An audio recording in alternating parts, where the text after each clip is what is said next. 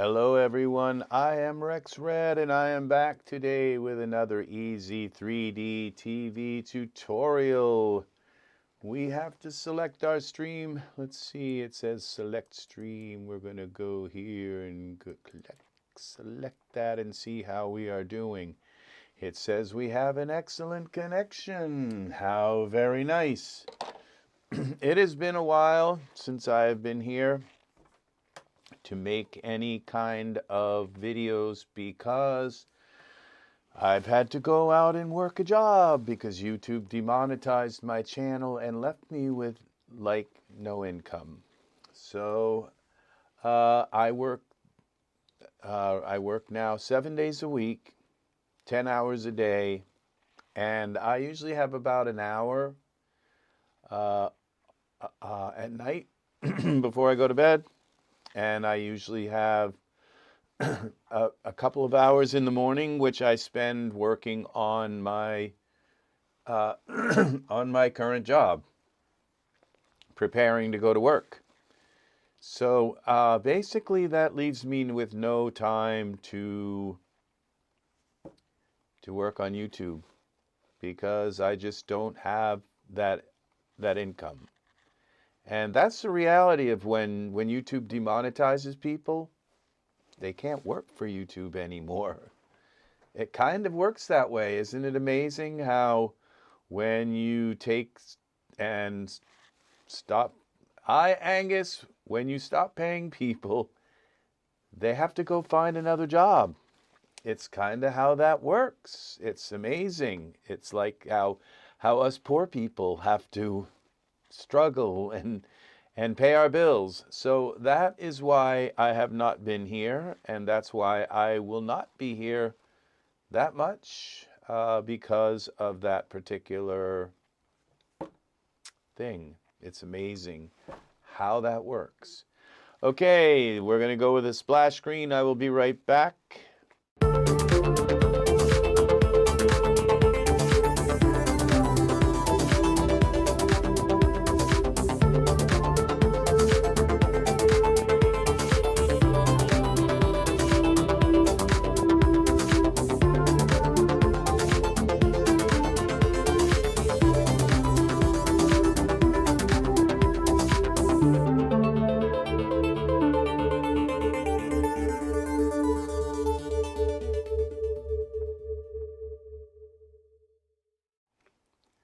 I am back. Today I am working with a particular scene here that I've created, and unfortunately this scene, there are issues with this scene, and I'm not sure what is causing them, but we will get into that. Today we're going to work with oh, and Angus, welcome, friend. Welcome, welcome, welcome. It is very, very nice to have you here. And you are the first one. All right, what I'm going to show you first today is, and I'm going to use Microsoft Edge to do it because I'm not being paid to use Chrome either, you know. So just thought I'd let you know. So this was sent to me by Microsoft today in my news feed, but they know what I kind of these are part of my interests. And this, you know, you've heard about the 5090, okay, and that is like the graphics card to buy to if you are a 3D animator, 3D rendering person, you know, or AI, or this would be like way overkill for gaming, okay? Gaming would not need any of this. There's no game in the world that would make use of this kind of power. But I am bringing this up because this is in relation to us Daz Studio enthusiasts who like to render things, okay? This is the RTX Pro 6000 that has just been announced by Nvidia. Now, this to me, and I don't know that I've actually read all of this yet. No, I did read it. It's just not very much here. But, and you know what I would really like is if Nvidia didn't offer this to, I don't know, all of these other companies, if they just made them themselves, or I'm not sure. I really don't know. I guess if I were to buy this from any like Asus or another company, I guess it really wouldn't matter as long as the price is decent. Now, the current market for a 5090, which until I saw this, the 5090 was what I wanted to buy because I thought, okay, it's the best graphics card in the world. But when I saw this, I just said, oh my God, this is the best graphics card in the world. Now, according to the article, it says there may be several flavors of this coming out. Okay. And I would take, they all, I believe, have 96 gigs of RAM. Now now the current 5090 has 32 gigs of RAM. My 4090 has 24 gigs of RAM. So the current 5090 would have this would be equal to 3 of them, okay? And the 96 gigs of RAM, and you might say, I would never use 96 gigs of RAM. I would never need that. And I have to tell you right now that it would be very easy to fill 96 gigs of RAM, okay, with Daz items, okay? All you have to do is start out with UltraScenery XT, then putting like the Viking scene in, and 3 or 4, 5, 6 figures, and you've got 96 gigs of RAM, okay? So in the scene, have you ever wanted to put 4 or 5, 6, 8 figures in a scene?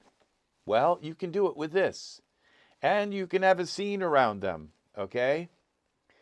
So what is the price going to be of this? Well, I am not going to speculate, okay? Because I don't want to push Nvidia to overprice it, okay? I don't know that a price has been announced for this.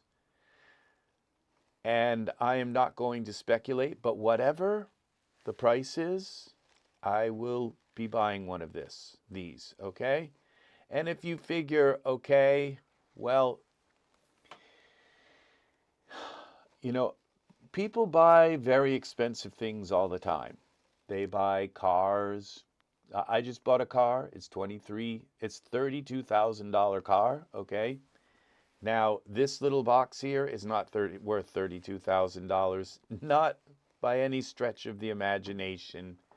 Nobody in the world, I wouldn't pay. I would just live without it if it was that expensive. So, I mean, even a fraction of that, okay, of 32,000. Okay, so,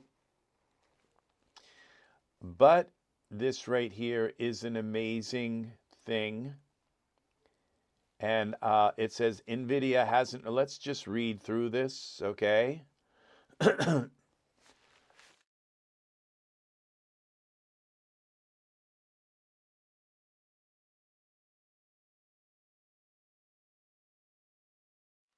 Okay, I've got a frog in my throat again.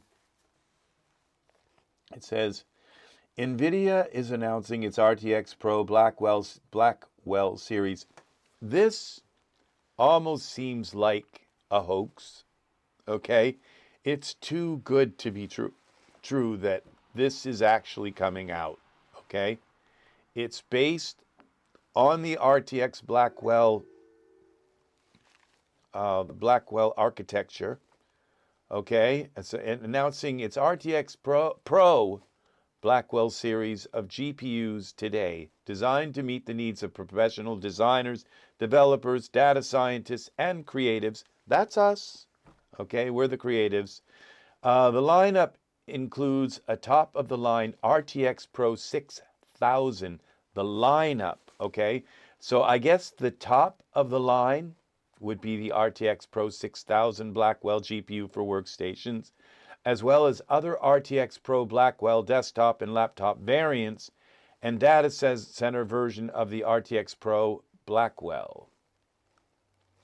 Okay, so there's going to be a bunch of these, and they all come out, they all have this 96 gigs. No, I don't know that they all do, okay? Some of them might have half, some of them might have other aspects. Some of them might have more AI capabilities. I don't know. Some of them might work with data centers better, and they might have a different form factor. Okay, but this right here, this is the RTX Pro 6000. This is a PCI Express 5 slot. Okay, so the RTX Pro Blackwell for workstations, that's us again. That's our PCs, okay? Will ship, and it probably won't work with the Mac, okay? So all of you people who decided to go out and buy an overpriced Mac and you're running around telling everybody how nice it is, sorry, this probably won't work with a Mac. Just the same way that the 5090, you have to probably jump hoops and go to the moon to get it to work, and buy an Atlas, a Road Atlas, to get it to work with a Mac. Okay, so yeah, so the Mac is out, okay, because the PC is a more dynamic platform. It allows other creators to have their input into it, okay, and Nvidia happens to be one of those creators. The RTX Pro 6000 Blackwell for workstations, for PC workstations, probably will ship with 96 gigs of DDR7 memory. It needs 600 watts of power, which most of us who are running a 5090 have that kind of power, okay? Or a 5090 or a 4090. Slightly more than the 575 watts of the 5090. The GPU will even looks similar to the 5090 and has double flow through cooling, 24,064 CUDA cores, 512-bit memory bus, 1,792 gigabytes per second of memory bandwidth. It also includes, this is the big one, PCIe Express Generation 5 support, DisplayPort 2.1, and the latest Blackwell, which I would assume DisplayPort 2.1, which would be for 8K monitors and higher, and but it would also probably have some HDMI outs. I'm sure it doesn't have just one port out of it, okay? And the latest Blackwell generation of RT cores and tensor cores, okay? That's the chip, okay? The GPU is designed for workstation use, aimed primarily at professionals that work on game development, AI workloads, or any professional tasks that need a lot of VRAM and a fast GPU. That's us. That's us Daz users. The RTX Pro 6000 Blackwell will also be available in Max-Q variant and a server edition for data centers. Max-Q variant, what is that? I have no idea. But I don't think that's Mac-Q, okay? Nvidia is using the RTX Pro branding to replace the RTX numbering scheme. It is used previously as well as Quattro in the past. So Quattro is dead. Okay, RTX is everything now. RTX encompasses the professionals and the novice users of graphics cards. Everything is under the RTX, and Quattro is dead. Okay, and Nvidia is also launching the RTX Pro 5000 and RTX Pro 4000 Blackwell in desktop and laptop form factors, along with the Pro 4500 Blackwell for desktops. So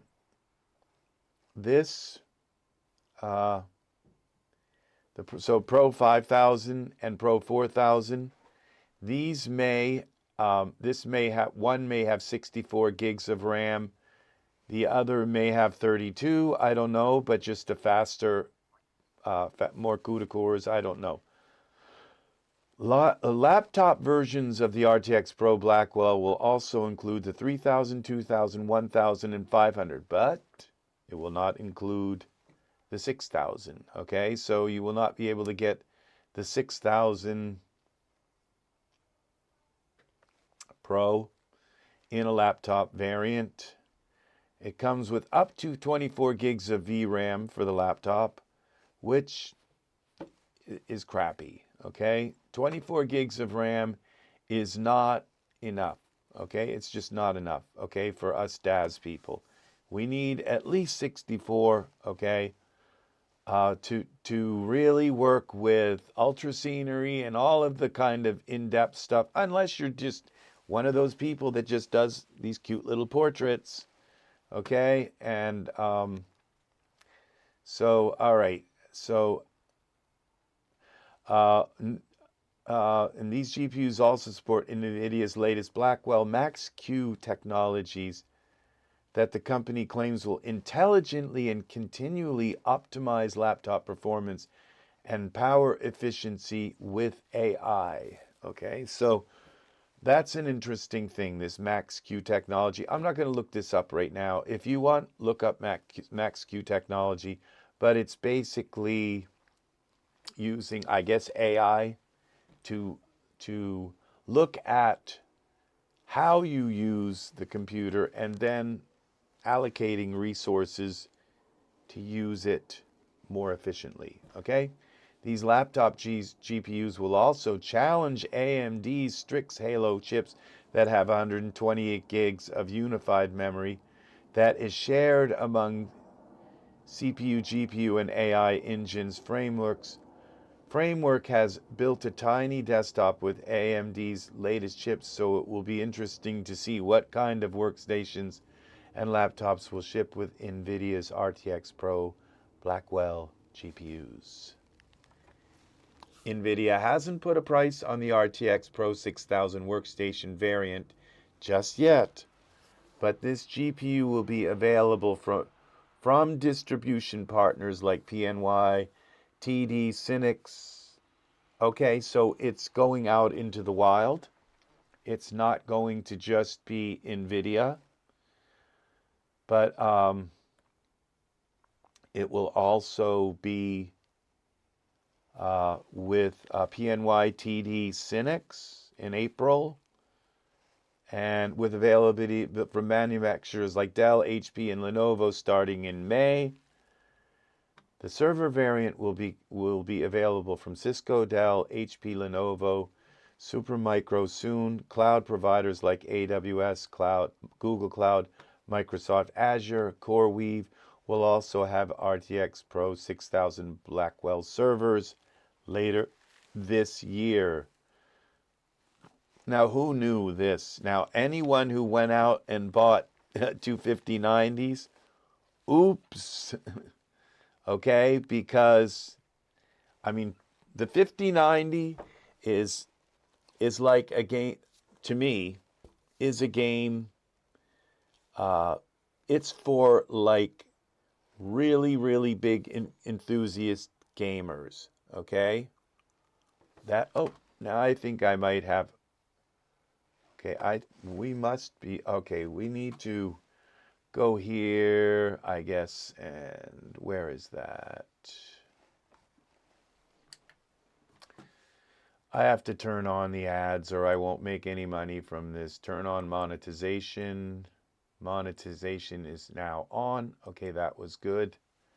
All right, you're going to get an ad. Sorry. Okay, so now, the server variant, Lenovo, black variants will ship in Dell, HP, Lenovo, and Razer devices later this year.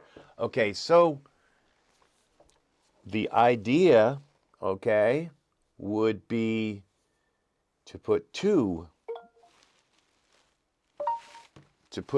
of these in a computer, okay?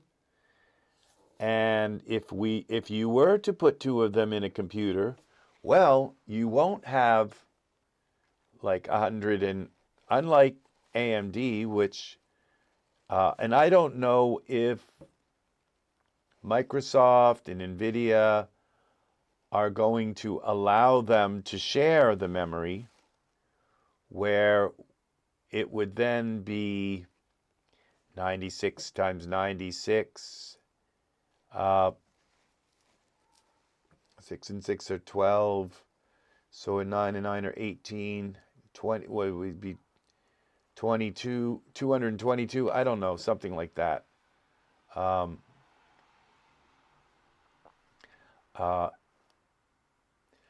Echo, what's 96 times 2? 96 times 2 is 192. Okay, 192. So it would be 192 gigs if it's allowed to be pooled. But even if it isn't pooled, it will still, you'll still have 96 gigs for each of them, and it will pool the CUDA cores. So you would have double the amount of rendering power, okay, with this. So this is by far the most amazing the most amazing thing that we have here. Let's go here and let's go to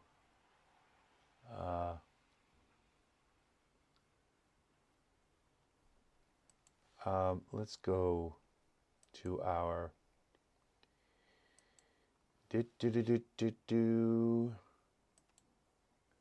new in Chrome. Okay, where is, we want to go here, YouTube. All right, so I'm just going to, I'm pretty much done what I wanted to say here. Okay, we're going to go, okay, we're on EZ3D, YouTube Studio. Let's go here. Then we go to content, short, live. Okay, details.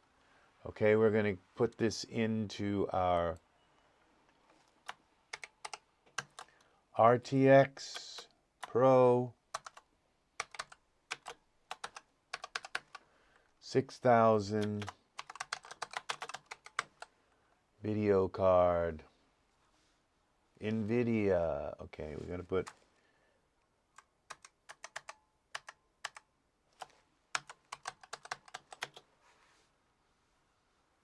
okay, and we'll save this. All right, so that is that. And so we get back here now to, so we can close this. Now, as for the 5090 and looking for prices and all the scalpers and everything, well, I would really like to see these scalpers go and buy these 6,000 models. They're not likely to buy them because the people that are going to be buying them are a very small kind of select group, and they're not going to put up with scalpers. They're not going to buy from scalpers. They're just not. I'm not going to buy from scalpers. I would rather not own a 5090 than buy one from a scalper. okay? So, but the 5090 is going to be like the gamer's dream, because the 5090 is more than what a gamer needs, okay? But it's just a little more, okay? Which means that as next generation games come out, they're going to fill that 5090 slot, that 5090 void or vacuum that is of power. And they're going to start using that power. They would never use the power of a 6000, at least not for a number of years, okay? But the fact that we now have a graphics card with 96 gigs of RAM puts the game industry on alert that they now have the headroom to make some extremely immersive games, immersive experiences that gamers can experience. Okay, so I didn't understand that. So that is, yeah, we're going to turn the volume down to this phone, okay?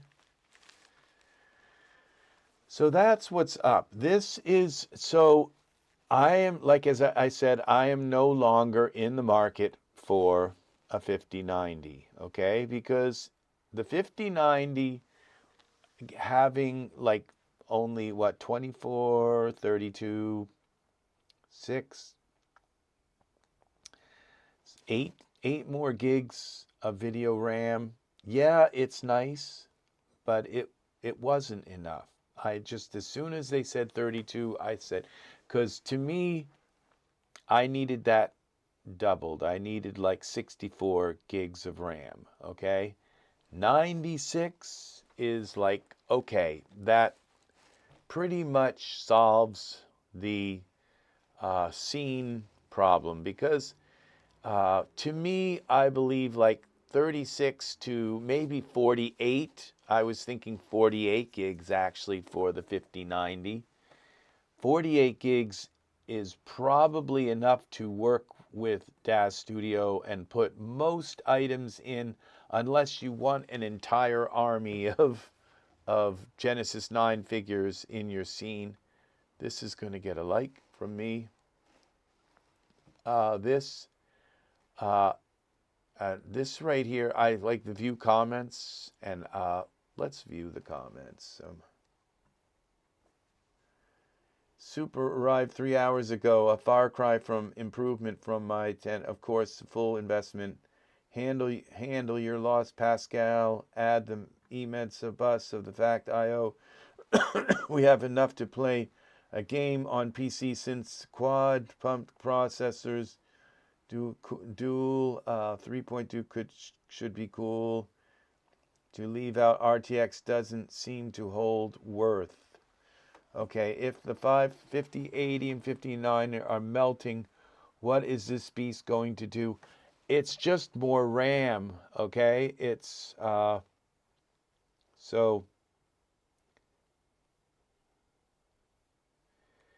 fake VRAM to go with their fake frames. I don't think that's fake VRAM, Danny K. Sorry, but it's, as you know, it's kind of interesting. It's funny to hear it said, but video RAM is video RAM. It's just like when you add more system RAM, okay, it's not fake. You know, you go from 64 gigs to 128 gigs. That extra 64 gigs isn't fake. And that's this. This isn't fake, okay? So they're fake frames. The fake frames are for people who want a little bit more speed, okay? And they don't care about a few glitches here in the way, okay? Yes, those are fake frames, okay? But they're intelligently fake, okay? They're not just copied frames, because redundantly copied frames just don't have any movement to them, okay? But these frames actually interpolate some of the details, okay? And AI is smart enough to do it pretty fast, and especially if you have a lot of RAM and you have a lot of CUDA cores and a lot of AI chips on the card. All right, so only 10 available for the whole US. Okay, that could be, no, I don't believe, but that's kind of funny, actually. I believe 10 is for the entire planet, but not to worry. Scalpers will allow you to buy one of the 9 they have for just a wee bit more. Yeah, that's, this right here I can relate to, okay? Just 10 available for the whole US. Nobody can afford that. Kent, you can, did you buy a car? Do you have a car, Kent? Well, if you hadn't bought that car, you could afford this. All right? So you have to decide what your priority is, okay? Do you want a car or do you want this or something else that you bought? Okay? That motorcycle, that little teeny sailboat that you bought for the lake. Okay? Just think about it, okay? It's a matter of priority. This is investing in a product, okay? Whether if it's a car or a house. Do you own a house, Kenny? If you own a house, okay, this darn thing is making little noises, okay. So it's really up to, okay, no. Well, they don't have a use for it, okay? And that's what I'm saying. The 5090 is the limit where most gamers are going to go, is the 5090. They have no conception of using 96 gigs of VRAM. Okay, and that segues into what we're going to talk about next. Okay, so if you were here to listen about the Pro 6000, this next segment may not be as applicable, but it does reflect on why 3D artists use the 59, why we use 96 gigs of RAM, okay? Now, this is the scene, okay? And as you look at this scene and notice the problem we have here, okay? Notice how this figure has these little speckles and dots. And like you can see the speckles here. There's speckles in here, all right? There's speckles on half of his face. It comes around about as far as here. Speckles that come and cut around, cut through here, cut almost the whole chest and down and all the way down. Okay, you can't notice it as much on the grass, okay? And then we have speckles here around the edge on our VDB for the smoke, okay? This image has been rendering since 4 o'clock in the morning last night, okay? And it is only at 795 iterations, okay? It hasn't even hit 1,000 iterations, okay? And it's 3:18 in the afternoon. So that means 4, 5, it's been rendering almost 12 hours, okay? And after 12 hours of rendering, welcome people, Rafed, welcome, hello to you. Hello people. I am back briefly for a video today, and so we will get into some fun, juicy scene making, okay? But for now, we're going to just talk a little bit more tech, and then we will start a scene from scratch and see what we can do, okay? So this has been rendering for 12 hours. The problem with this render is it was too big to fit on my video RAM, okay? And so it is taking all this time to render. So what I'm going to do, okay, and this is the scene. Yeah, so this guy, he's walking up to the flame. This is just terrible, okay? This doesn't look like fire. It looks like fuzz, okay? Number one, okay? And this kind of looks like a little bit of a, it just, to me, the minute I would see something like this, like in the Daz gallery, I would look and say, they didn't render it long enough, okay? There's just, it didn't reticulate enough. You can see all these little dots, okay? So it's not rendered, okay? So what we are doing, so what the problem is we need to render it, okay? And it has to do with lights, the light coming from this flame onto the figure is not compatible, all right? It's because it's a little bit on the dark side, and it's just not working right. And the smoke and all of the way the light is hitting the smoke, it's not reticulating enough. It's not, and this needs to render to possibly 6,000 iterations. And then it might pass, okay? But in order for this to render to 6,000 iterations, it would need to render for about 5 days, okay? That's not going to happen. Not with my computer, okay?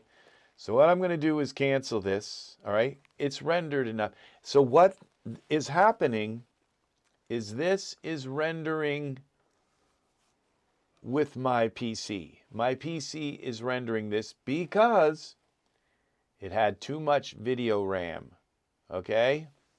And it wouldn't render, okay?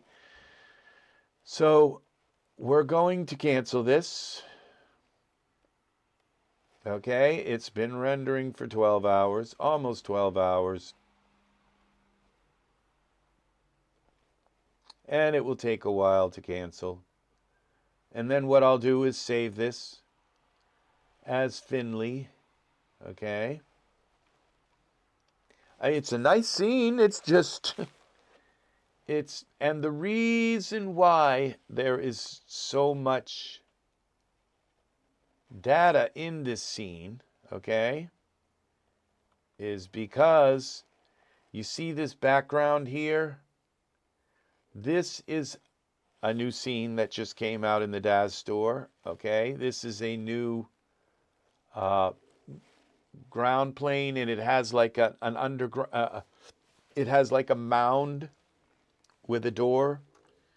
And I'm not going to the Daz store because I'm just so disgusted by the tawdry nature of the store. I'm not showing that on YouTube.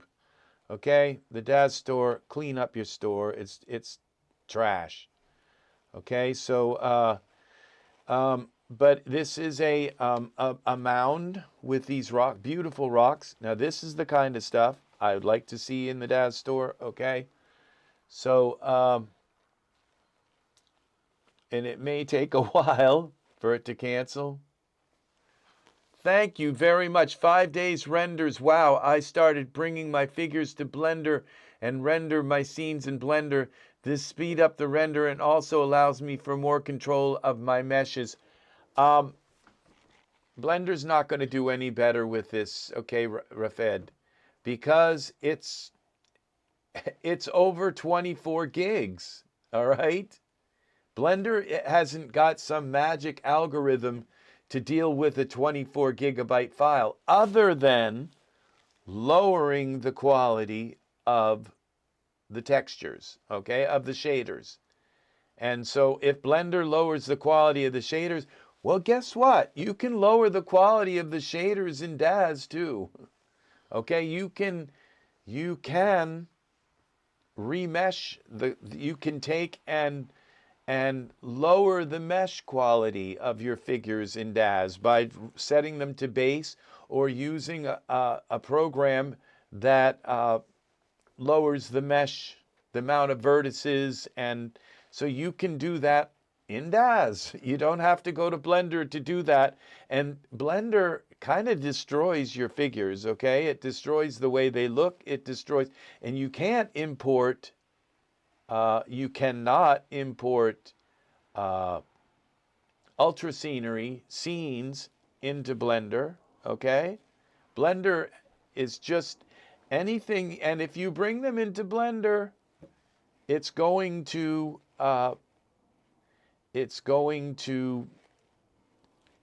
take you hours and hours and hours and hours and hours, days to reset up the scene to make it look slightly similar to what it is in Daz, okay? So taking it to Blender is not the solution, okay? The solution is to come in and just try and within Daz do the same things Blender might do, like lowering the quality of the textures, of the skin textures. You can bake the textures together. I believe there's an app that allows you to bake textures in Daz. But are they really worth doing when you lose your transparencies and when you lose all kinds of abilities and editing abilities and all in Daz? Is it really worth lowering the, doing some of these things? Now, I would say with this particular scene, there's just way too much grass, okay? It's the grass that's killing this scene, all right? And so what we have to do is intelligently, just the same way that animators and 3D artists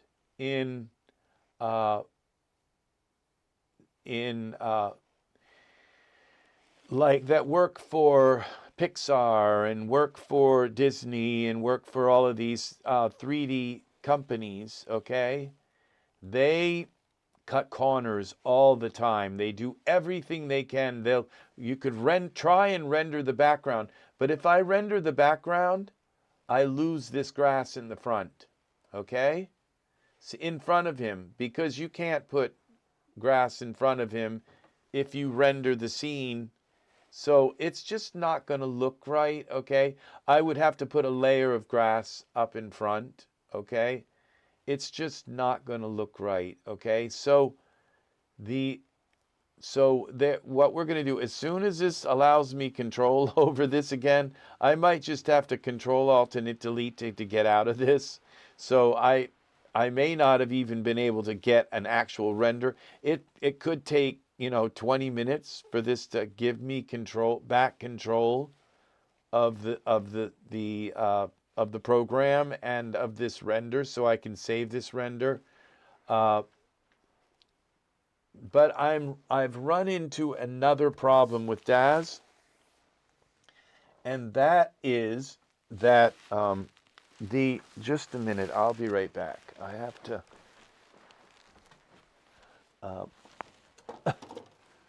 My hands are dry. They're just like killing me. They're so dry. Is that we're going to talk about HDRIs next. Okay, so when you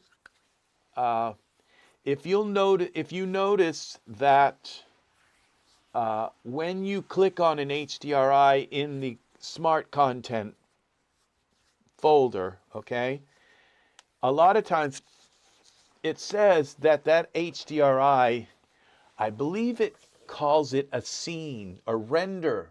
It'll say render settings or something. It doesn't just call it an HDRI, okay? Because that HDRI is associated with all kinds of render settings. And so if you take that HDRI and you click on it and you apply it to your scene, it's going to go into your scene and it's going to change all kinds of settings in your scene. And those settings can corrupt your scene, okay? They can corrupt your scene to the point where it won't render, okay? It can go in and change, say, the memory and change it to speed instead of memory, the optimization. It can go in and change the resolution of your scene by just adding an HDRI from the smart content, okay? So the way to avoid, and the reason why they do this is because when you apply that, all those render settings, it shows you that HDRI the way that the artist who created it wants you to see it. Sometimes it adds ground fog. Sometimes it adds a, it'll turn the ground on or off. It will do all kinds of things to your render settings, but sometimes it can corrupt your render settings. Okay? And so this, and to the point where when you go to render your file, it may seem like your file is,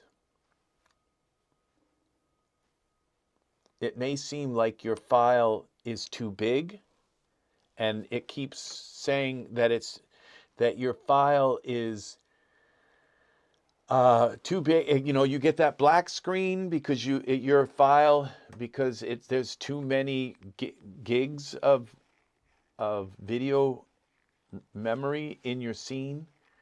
But sometimes it's not because there's too many gigs of memory in your scene. Sometimes it's because the render settings from your HDRI that you clicked on in your smart content corrupted your project, okay? And so it won't allow you to render it. And because of this, if you don't want to have like take everything out of your scene and save all those elements and put them into a pristine new scene, okay? And that's a lot. That can take an hour's worth of work to take all your elements out and realign them all back, set your camera back up, set up your lights, set everything back into your scene, into a pristine new scene that hasn't been corrupted by an HDRI. That, if you don't want to have to go through that, then it's best to just find that HDRI map and just load the map into your environment, okay? And stop, just before you click on that HDRI and add that scene, that entire render settings to your scene, before you do that, it can even change, I'm not sure that it can change your camera settings, but there's a lot of things it can change. So before you do that, you might want to think about it, okay? And say, do I really want to have all kinds of render settings changed and have them to the point where maybe this won't even render after that? Because it can, there are some of those HDRIs that are from way back in the time of, I believe, 3Delight, okay? And it can literally rebuild your environment settings and your render settings with different parts of, like DNA parts of the program, where they don't work the same way, and how they are going to interact. Like So at this point, I'm just saying, okay, I've had enough of this waiting for this. Okay, is it done now? No, it's like, please, please finish. So I'm just probably going to end up closing this down. So the thing is that this is a real issue, okay? It's a real issue that can plague your renders by using the actual render setting of your HDRI rather than just simply loading in the HDRI. Okay, so I'm tired of waiting for this, okay, to stop. It will eventually, but it's just going to go, okay? We're going to close this down, and it's probably going to close the program. Okay, go away. I'm very kind of upset with the way this worked, but okay. And I'm going to show you an example of this, because now I'm going to open up Daz again. All right, where are you, Daz? Okay, I think it's over on this other monitor. Or it could be on the other monitor. It's over here. Okay. So, all right, when I go File, Open, New, okay, we'll go back and we'll open this Finley file. Now, this was all saved. What it's going to do is the first time that I try to render it in Daz Studio, it will allow me to render it with my graphics card. But it just stops. It just stops rendering. And I don't know why. Okay, I don't know why it stops rendering, but I will show you what it does, okay? And this is going to be Unknown Robot. Hi to you. Long time no see. Yes, if you watched the beginning of this video, I explain why I have not been here and all. So I'm not going to go back into it. But yeah, I won't. This kind of relish this moment because I won't be back for a long time. If ever. I don't know. I just have no idea. I may not survive my current job. So I just might die before I ever get a chance to do anything more. So yeah, at this point, that's it. So if I click on render, watch what happens, okay? So it's going to try to render this with my graphics card. It's going to start to render it, and then it's just going to quit. Watch. All right? See, it's saying, okay, I can fit this into the RAM. This is okay. I can do this.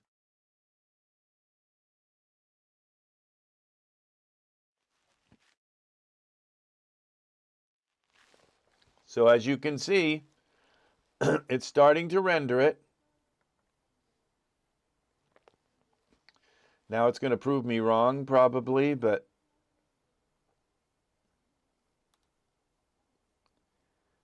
it's rendering it with the graphics card. Oh, no, it is not rendering it with the graphics card. Would you like to Okay, no, we'll see. I believe this is rendering it with the PC. Would you like to cancel this render? Yes. Now let's go back. Okay, and let's shut off the PC, okay? Go to hardware, yes. See the CPU is rendering it.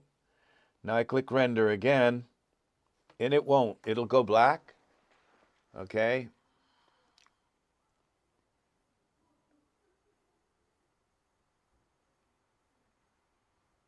This is going to turn black. It may, yep, see, I told you, all right?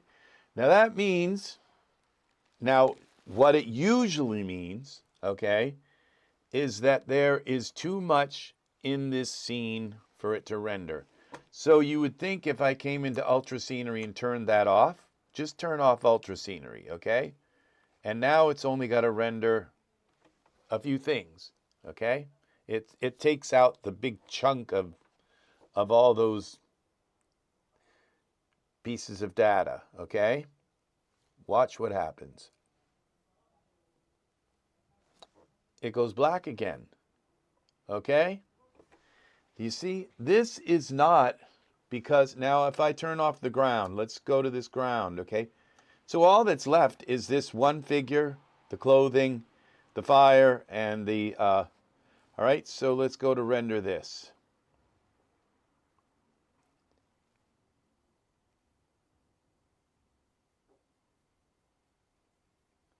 Okay. Black, you see? And this, there's no way this one figure with the wings and the loincloth, the belt, the sandals, and this and the fire, because everything else is turned off. Okay, if we go into Iray, which it won't let us do, but then let's go back.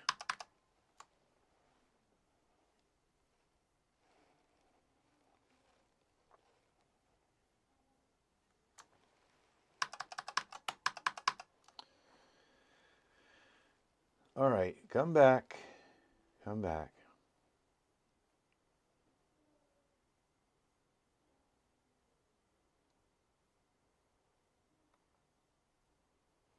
Now this something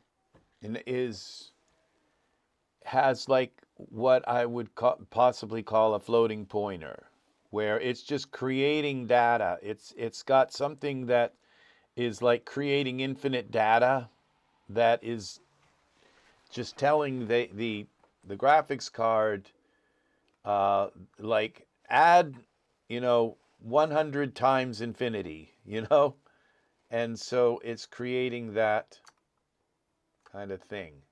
Let's try turning off the fire. All right, let's go to texture shaded. Okay, we're back to texture shaded.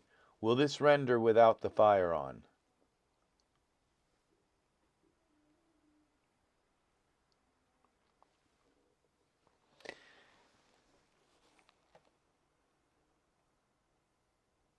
See?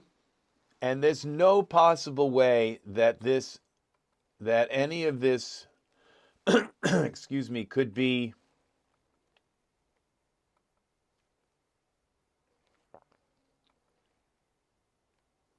okay, come back. Come back. Okay, close this.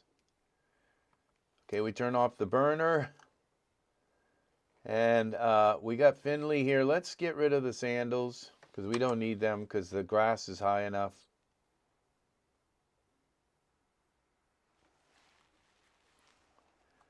All right, come on, sandals.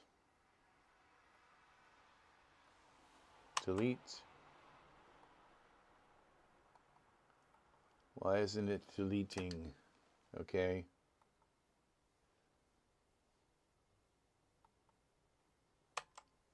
And let's get rid of, let's turn off the wings, just in case maybe the wings or the hair. Let's get rid of the hair.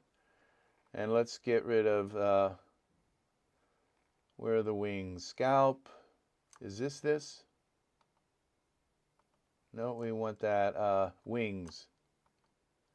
All right, let's try to render this. So all we really have now in the scene is this figure, is the figure in their loincloth. See? So what is happened here, okay?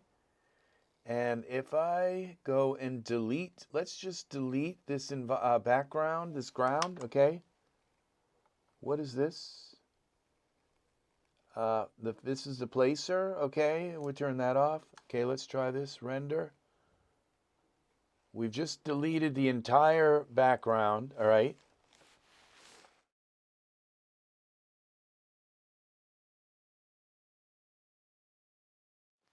And it's still black, okay? It won't render, all right?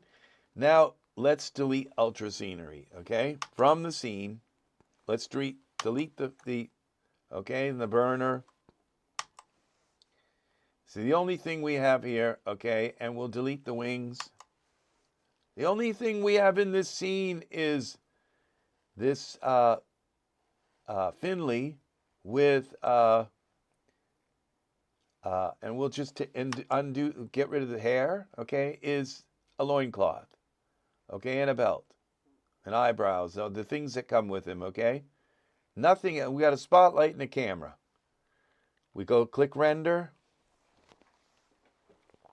There it is. It's just, it's doing that error as if something, as if it's too big for the scene, okay? And that is because I used an HDRI. And the HDRI that I used, now if you go here and we go to files, let's see scene, and we type in scene, okay? Or we just go here to our products, and we go to environments, and using another HDRI won't necessarily fix that, okay? No, it would be render settings, okay? And see, that's where all these HDRIs that we've purchased, they're all in render settings. So when you click on one, all right, like let's find an HDRI here. One that I know that's kind of okay.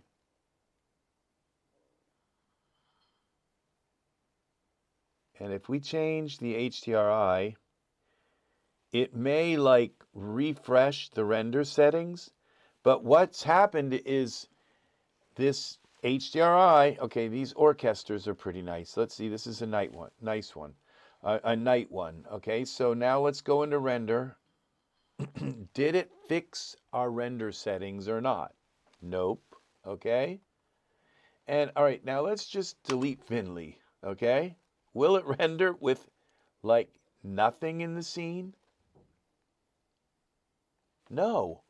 You see, the HDRI has gone and altered Daz's render settings to the point where they won't work. Okay, and so you start taking things out of your scene and taking more things out of your scene until everything's out of your scene. Now we could try and delete the environment options and it will put them back in. As soon as and the tone mapper, let's go here now back to Nvidia Iray. That will put them back in. It doesn't delete the render settings, okay? Let's put now some kind of scene in here. This one, let's use one of these. Okay, environment options, parameters. And so now it's showing that, render. And I don't know if that's turned on. Okay, see, it won't render. And, you know, either something's wrong with Daz, and I don't believe I've had lately done an update with Daz, but there could be something wrong with Daz. It's just like that Iray doesn't work anymore.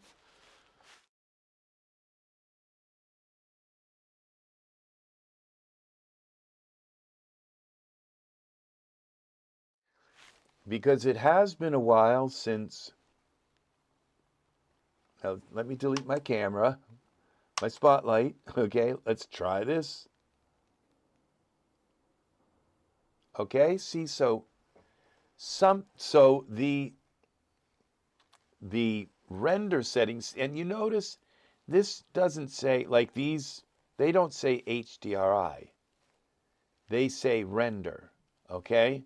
Because when you click on this, it's going to change all kinds of your render settings. And those render settings may not be compatible with the latest version of Daz. Okay? And so the only way to know for sure that you're not corrupting your render settings. Yeah, see, I don't know. I can't run the Iray preview either. Notice down in the bottom, that's a very, very good question, Unknown Robot. It has destroyed the render settings so badly that if you notice down in the bottom, it just keeps running over and over and over and over, trying to run the Iray preview. Okay, so yeah, it won't even do that. So the solution here is never click on these and apply them to your scene.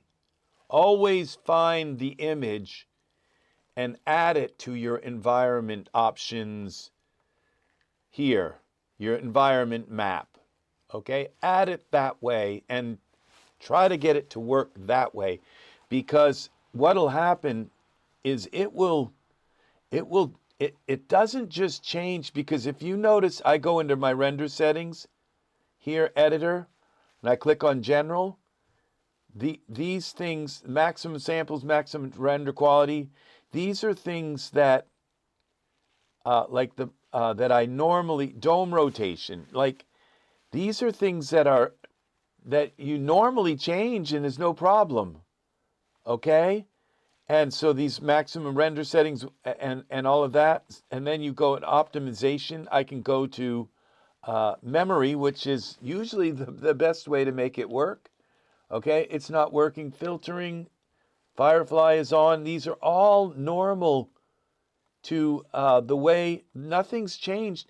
There's a burn highlight. It looks like it's 0. Let's reset the value to 1. Okay, now let's see if it works. See, it's not because, and we go to environment, dome rotation, it wouldn't be that, okay? It's not because it's come in and changed something that you can just change back. What it's actually done is put in old, like it's taken like this, say the environment lighting blur, and it's replaced the current environment lighting blur with an old script. And it's going to look just like environment lighting blur, just like this, but it won't work with the current other ones, other things that might be connected to that. Okay? So it literally changes the programming behind these little things. Okay? And so it can make it not work. Okay? And it took me years to figure this out, that these render settings, okay, it's not just changing values, okay, in the current version of Daz, it's literally changing those entire modules with other modules that have been altered, okay, for particular reasons. These people who make these render settings, they're very smart, okay, and they know how to go into the Daz program and literally change the module for the render setting, okay? And so this is why, so doesn't matter what I put in here, okay, in this scene, it's going to make me think that I have put too much in my scene, because you know what the black screen of death in Daz means, that you've got too much stuff in your scene. But there is nothing in my scene. The only thing still in this scene right now is the fact that I ran one of those render settings and it changed a module, and I would have to go through these render settings, okay, and find one of these that would go and change that module back to something that everything else can work with, okay? It's like finding a needle in a haystack, okay? So, my solution is never use these render settings. Never, ever, okay? Use them. Or you can corrupt. You can corrupt easily. And the thing is, we go through them and we click this one and click that one and click this one. And every time you do that, you are corrupting the project even more and more and more, and turning on and off the ground, changing the resolution of your render settings, changing all kinds of inner things that you don't understand you're changing. Now, if you build it from the bottom up and say, well, I want to use this sky, and the thing is that sometimes maybe by changing those modules and to something that has maybe the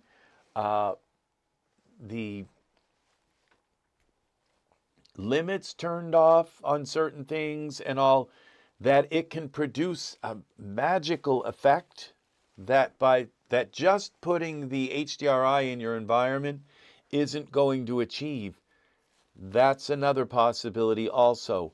But the possibility of you getting your scene and spending hours and hours making your scene and then ending up with your scene corrupt because the HDR, the render settings, okay, completely corrupted your scene. Now I'll double click on a few of these, okay, and now will it render? Did it fix it? Did it change that module? No. All right, now what I'm going to do is I'm going to go File, New, okay, just to show you that, okay, would you like to save changes? No. All right, I don't want to save with all that stuff deleted out of my scene, okay? But when I go New, all right, it's going to take all of those render settings and load them with the compatible render settings for this version, okay? Now I double click this and click render, and something is wrong here. Okay, I have to close Daz, okay? Because going New didn't change it, okay? Didn't change the entire, okay? I have to close Daz, give it a moment.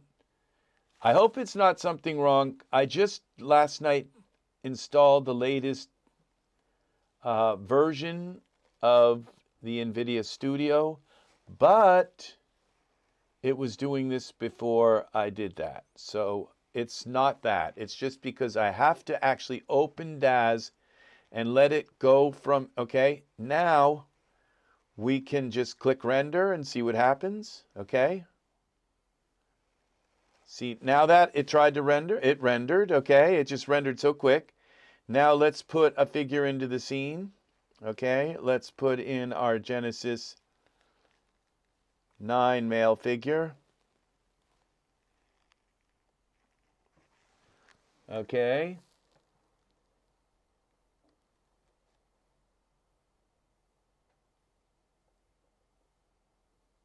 So that is what it is. That's what did that, okay? Is the render, these scenes, these renders, see that? There's our Iray preview, okay? Let's put some pants on him, on our Genesis 9 figure. Let's change the shape a little bit. Here to, we'll go to Invictus, maybe. Change him to a male. Let's put some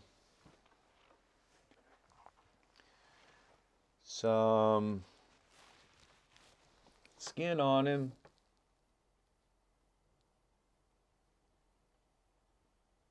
Okay. Well, he looks kind of He's okay. All right, so let's put some skin on him. I think this is my skin here. Where is the skin? Skin. We'll put Nathan's skin on him. He looks okay.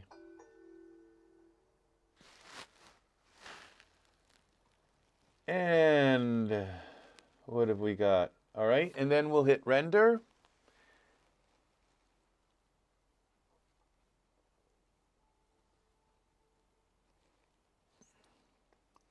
So what I'm going to do now is I'm going to try and,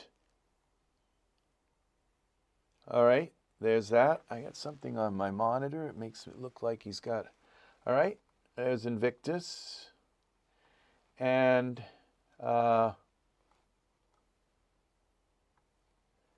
let's get a little closer to him.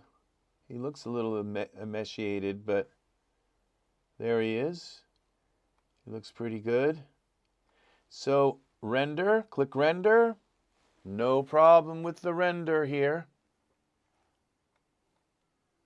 Where is he? There he is. See, no problem. You see, so would you like to cancel this render? Yes. Okay. So what we do is we go to our environment options, parameters,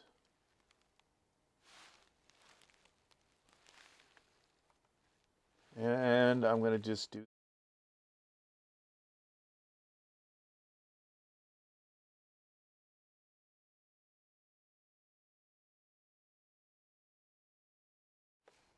okay, and we go here and we find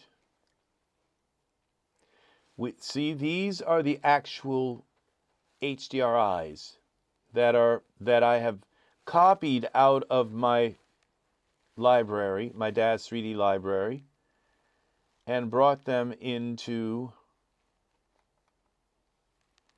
So you just load the image, okay? And then the only thing you're changing here, now you have to turn on the draw dome, okay? Then the only thing we're changing here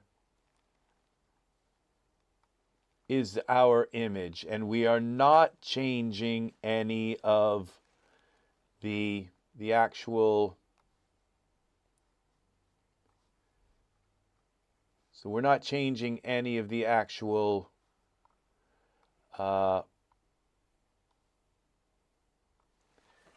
parameters or these modules, okay? And now I click render, and what do we got? You see? So this is how you do this without destroying without corrupting your project. Welcome, Paul. Welcome. Very good to have you here, Paul. Very nice. All of you, welcome. We got Angus and Rafed. Oh, Serenity's Gate. Here you are. Where is Art? Art, where are you? Art sent me an email the other day, and I thought, okay, I will just come online and see Art. So we need you back, Art. And so welcome, Paul, an unknown robot. Very nice to have you here. Very nice. And Angus was the first one. Again, he's always the first who is in here. Not always, but 99% of the time, it's Angus who's here first to say hello. And yes, so this is a very big issue, okay? Do not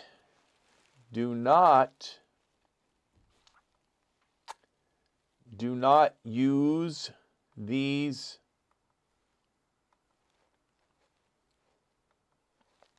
render settings, okay?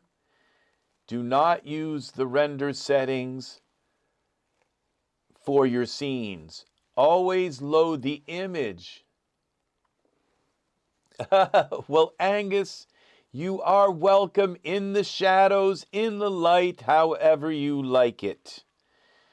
You are welcome here, friend. You are all welcome. Very humbly and friendly welcomes. Okay, so we go here with this. We'll change this. Now you see, it works. It seems to work. Some of these work real well to just add them into the scene, and it seems like it's fine. But this just changed my render settings, okay? It changed, and like I said, it doesn't just change parameters in the render settings. It can change the modules and actually replace current modules with older modules, okay? And that is very bad, okay? Because when it does that, there's a possibility that when you click render, it won't render. Now this will probably render. It seems like you're taking a chance that your scene may not render properly, okay? And unfortunately, a lot of these render settings come with some really cool stuff, like with fog turned on and with a certain, it comes with a, with certain intensity and I believe it can also change the environment options, okay? Where we go to parameters for environment options, oftentimes it will change the environment map intensity, and it will change the environment intensity and environment map parameter. Okay, it will change the rotation of the dome. See, this is at 60. Okay, but my suggestion is to always just go in and load the image, okay? And then all of your environment map settings are pristine. They are tested and to work with Daz, okay? They're tested to work with the latest version. They are compatible with the latest version. These are modules. They're like little programming scripts. Each one of these is a script that's built into Daz. And these render settings don't just change parameters in them. They come in, and mark my word, they will actually change the entire module. It'll look just the same, okay? But it's different, okay? And that is why you have to be careful when about these, about using these that say render here, okay? Just you have to find the image that goes with it, okay? Find the image. And so you can load this and then possibly, and then what you do is you go to your environment sections and you find the image, okay, that's here, all right? It's this one. It tells me where it is, okay? It says my Daz 3D hair, and so I have it on my D drive. Textures, Dimension Theory, Radiance, Real World, HDR, and then it tells me the name of the HDR image, okay? So then you can go here and go File, and you can go Edit, Undo, Dome Rotation, Undo Dome, okay, undo the mountain, all right? And undo, edit, undo, draw a dome, edit, okay, undo set map image, undo. All right, so this might take you back to before it changed any of those modules, okay? But you also now have the name of the image that you want to use. Now, is it foolproof? I don't know. I don't know if this is foolproof, okay? I don't know if going undo will undo everything, or whether if it will leave that module there but undo some of the parameters, okay? So the way I do it, okay, is I go to my Daz 3D library, okay, in Windows, in the Windows Explorer, okay, and I go to my Daz 3D library, that top level, okay, and I click on that, and then I click in the search bar, and okay, let's go to Notepad. All right, Windows has something called wildcards, okay, and the wildcard for search, okay, is star.hdr, okay? No, not 8, but star, okay? Now, when you use a star like that in the search bar, in the search, like, so you're searching down into your MyDaz 3D library, okay? That star is a wildcard. So what that means is anything, any name, .hdr. So find me any name .hdr, okay? Or if you wanted to just find everything with a dot in it, you could go star.star, okay? And you could, and it would find everything with a dot in it, okay? Or you could say star.jpg, okay? It will find every image, okay? So the star means any name, okay? Or you could say star pants.jpg, okay? So it could be like Astro Pants, or it could be Modern Pants, or female pants, male pants. It could anything that would be at the beginning of the word pants, or something like that. Or like you could go fence, star fence. All right. And so it could be like broken fence, red fence, white fence, black fence, anything that would be part of this word, okay? So the star means anything plus that, whatever. And so that's how an asterisk works in Windows, but that is how you search. And let me go into here.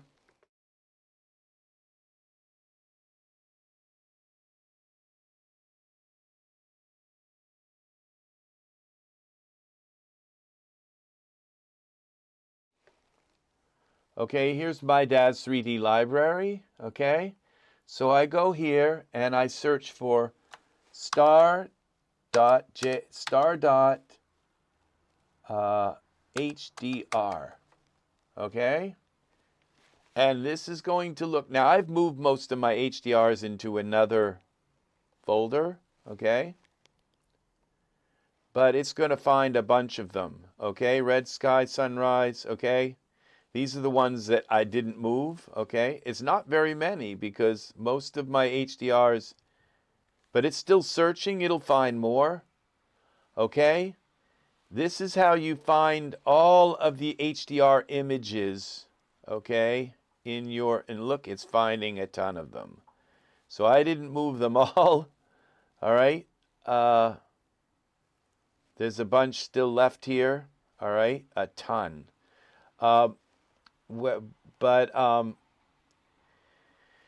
Then what you can do is you can select all, Control A.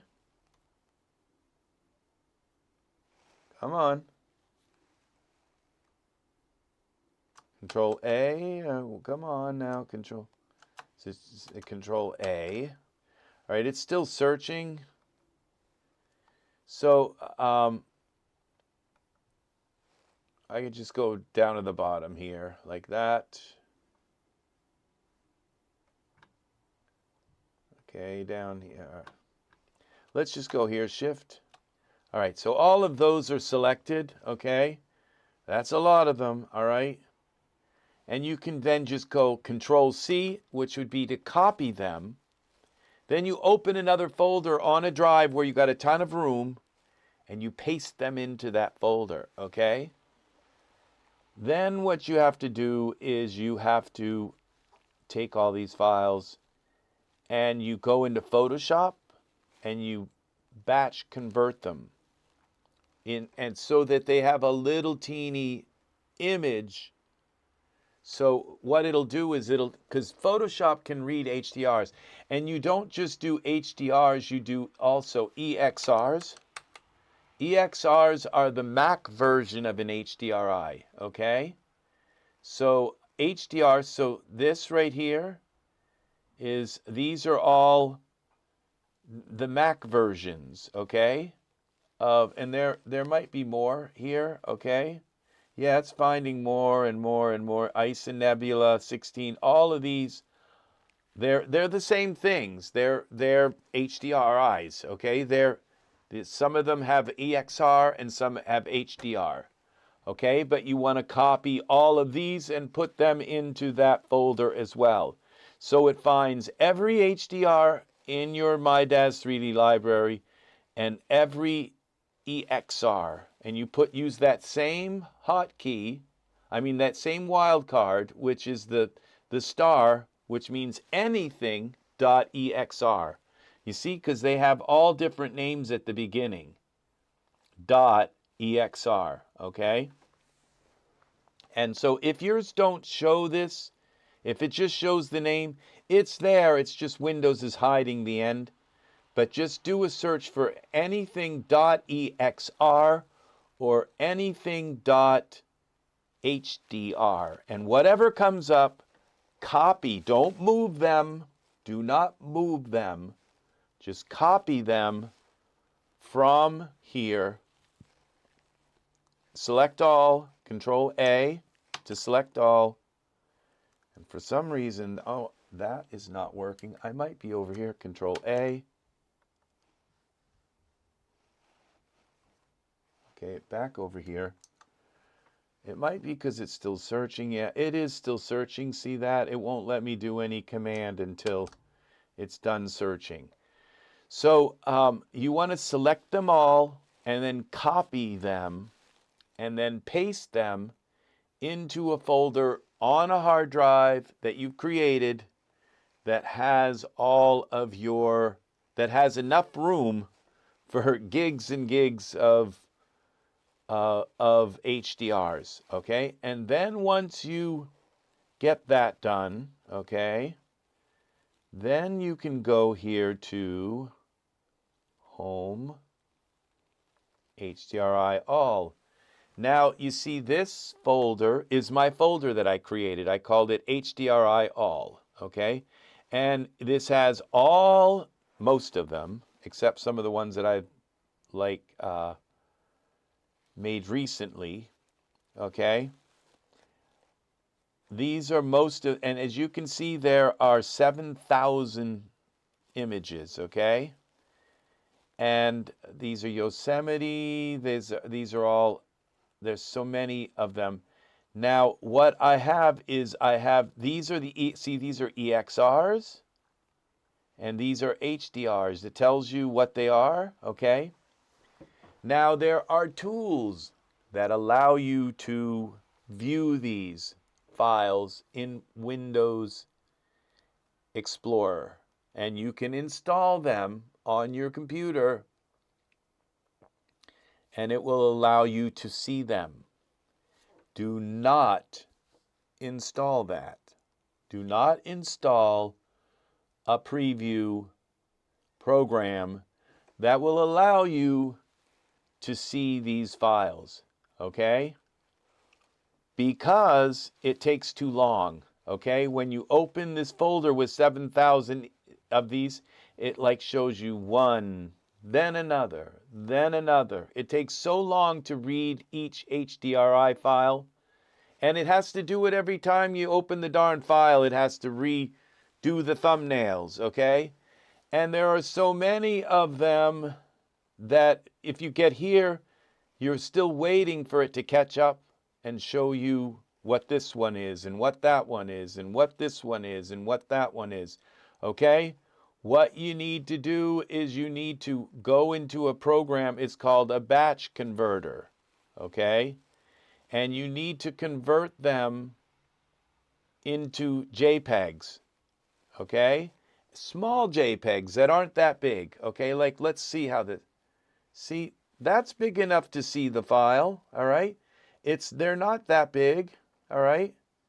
But they're big enough so that you can see the file and see what it really looks like, okay? And say, yeah, I kind of like that, all right? But they're not so big so that as soon as I click on this, it just paints them all. It shows me, and you have to make sure you don't accidentally load the JPEG into Daz instead of and what you do is that if your program is smart like Photoshop is, it gives them all the same name, okay? It just has, this one has HDR, this one is called blue yellow neb.hdr. It's called O1 blue yellow neb.hdr. This one is called O1 blue yellow neb.jpg. So it puts the image right next to it, okay? So that when you're looking down through them, you can say, okay, I'm looking for a forest, okay? And how about this? Is that a forest? No, that's mountains. So I just keep looking down. Okay, this looks like a forest. It's kind of a forest, you know, it's close. This one's a little bit more of a forest, sort of. But no, they're not quite. Now, how about this?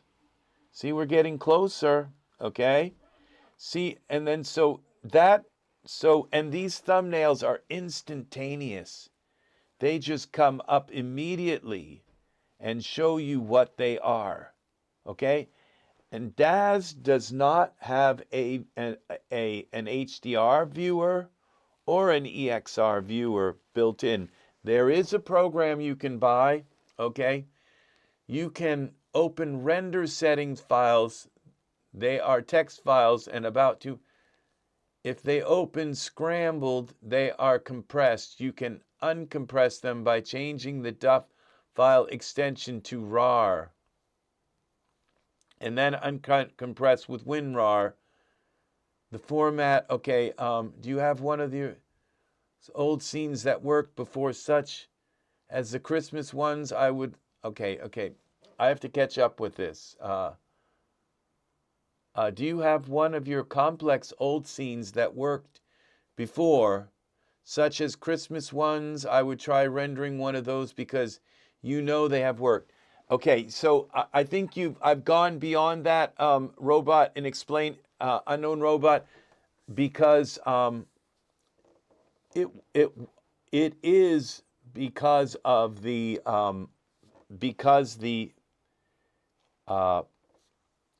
and now look here at some nice forest ones here. Okay, these are lake ones and forest ones. Okay, so it's because the render settings changed the project. It changed the actual modules, okay? So now we go on. I'm just lurking in the shadows. Angus, you are welcome here. And you can open render settings. Okay, yes, I understand. Okay, that's very good, unknown robot. Then uncompress with the format is fairly straightforward. Okay, so now, so what we're doing here is, so we have another folder, okay? And so what I can do now from within Daz is go to my environment options, parameters, okay, environment, and click on this image here and browse, and I go right to this HDRI all, and I can just change the image on the sky dome, okay? I can change that image, just the image. It doesn't change it doesn't change any of the modules. It doesn't change the rotation. It doesn't change the ground. It doesn't change the fog. It doesn't change anything. All it does is change the image. And make sure you don't accidentally click on the JPEG. You have to click, the JPEG is only there to show you what the HDR is, okay? And again, I'm going to reiterate, do not use Sage or any of those other plugins that you can put into Windows to view. You have to if you have them installed on your computer, uninstall them, okay? And then what you do is you go to, once you have your folder full of all your, and if you buy new HDRIs or new EXRs, if you buy new HDRs or EXRs, then you kind of have to add them in. It's a chore, okay, to add more to your thing as you buy more. But it doesn't take that long for Photoshop, maybe an hour or two while you go and watch a movie, and it can take all these HDRs and create these JPEGs, okay, with names that are identical except for the extent, okay? But if what you do is, I'm not going to go into it, okay, how to do it in Photoshop, because what you do is you just look on YouTube and you search for how to batch convert images using Photoshop, okay? If you are using GIMP, okay, you can do the same thing. You can say, how do I batch convert files with GIMP? I don't know if GIMP can read HDRs and EXRs, okay, but it probably can, okay? And will GIMP output those files with the same name? I don't know that either. I know Photoshop does, so that they are like right next to each other. They're aligned like this, so I can see what they are. Because these small little JPEG images, they preview immediately. As soon as you open this file, they're right there, previewed, okay? Now, if you install one of those HDR viewers, this one will preview. You wait a moment, then this one will, okay? Then this one will. Then you wait a moment, this one will, okay? It's so slow because they're so big, and every time you open the darn file, it's got to redraw the preview, the thumbnails, okay? And then if you go down here, like none of them are previewed, it might start with this one, then you wait a moment, and this one will light up. You can't work with that. So if you have an HDR thumbnail preview program installed on your computer, uninstall it so that when you open this folder, it doesn't start trying to show you previews of these files, okay? It just shows you the file with the generic thumbnail or the default thumbnail with the name. That's it. And then you have these JPEGs next to them. You have to go here and right-click and list and sort by name, okay? Ascending or descending, whatever one, but you sort it by name, okay? And then you'll have this beautiful hierarchy where you can just take and go through here and find the right and start orchestrating your HDRIs and finding out which instruments you want in your, which HDRIs you want in your scene, okay? We'll go with this, open this, okay? And then we turn on our Draw a Dome, okay? And as you can see, this particular HDRI, oops, I may have actually picked the JPEG. You see, don't do that, number one, okay? So we go back down through here. I do it all the time. I'll pick the JPEG instead of the HDRI, okay? Because it doesn't have any render settings, okay? It's going to come in there raw, okay? Let's go with this, okay? Make sure you pick the right thing, okay? Make sure you pick your HDRI. It doesn't change anything except the image, okay? And then you can come in here and say, okay, well, maybe this, we'll go to 0.5. We can make that a little darker, okay? You can come in here, you can rotate the dome, okay? And this will not change one single render setting, okay? By adding this image here, you go into your render settings and your size here, your optimization, none of this gets changed. Your render, your ratio, none of that gets changed. None of these gets toggled on and off, headlamp and all this crazy stuff. Oh, nor your fog. You don't end up with the ground turned on or off or all of these things. It doesn't mess with your render settings, okay? So that is how you do this, okay? And you can set this to however you want it to be. And let's put a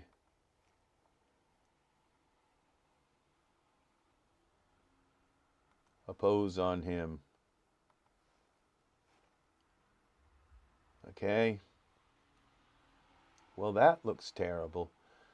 Let's see poses.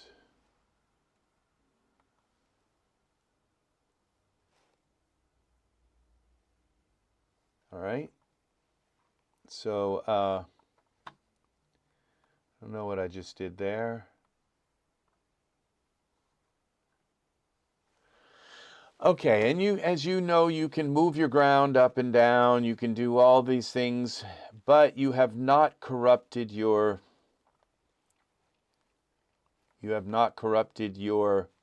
scene. So what I do is I'll come in here with the ground. It says auto, and I'll go manual. All right, and then I can just take and go Y and move the ground up. Let's see, just move the ground up. We go here with, okay, back to environment, ground Y. Okay, and see how that just moved that ground up until it met his feet a little bit better. And so now we go back to general here. We can select this. So yeah.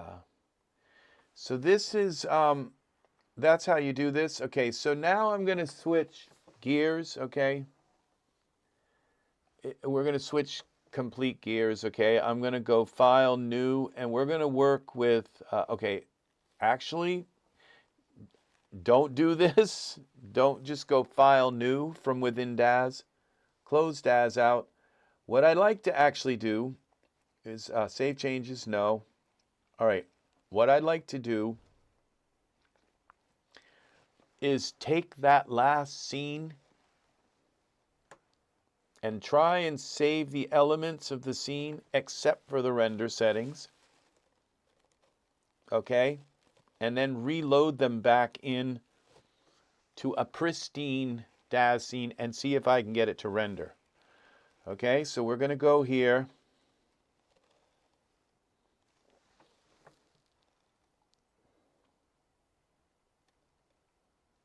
And we're going to go File. Okay, so we have New. We're going to go Open.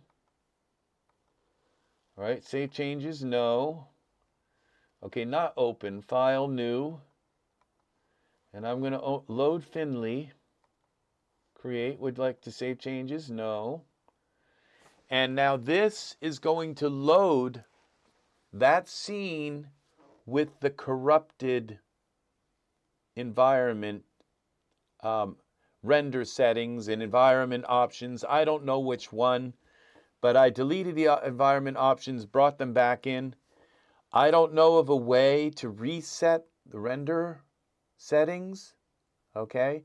You can like reset them to default, but does it actually just reset the values, or does it reset the modules, okay? So really, I don't know. Okay, so what I'm going to do is I'm going to go File, Save As, and we're going to go Scene Subset. All right, and these are my scene subsets, and we're going to call this Finley. And we're going to go like that, save, and we're going to save everything except the environment options and the burner. Now, if you save the scene, it would save, okay, Finley. I think I'm going to save the environment options. I'm going to save everything here. It's just not going to save the render settings, okay? I believe that's what is the culprit here, okay? So we're going to save that as Finley. Okay, save all of that.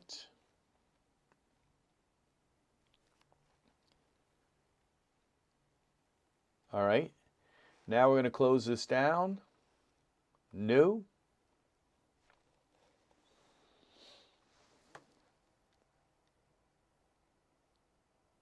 I should have done a test to show you that loading that up will not render. It won't render, okay? In fact, I'll do that. I'll open that back up again. We'll open that scene again. All right, let's do it again. All right, we're going to open this up. File, new. We'll just load this so I can show you it won't render. Would you like to save changes? No. All right. Something has corrupted the render settings. Okay? And everything is set to default. All the parameters are set to default. It's the modules, okay, that have been altered. Okay? It's the modules themselves. I know this for a fact, okay? So I know that those render settings can actually change the modules.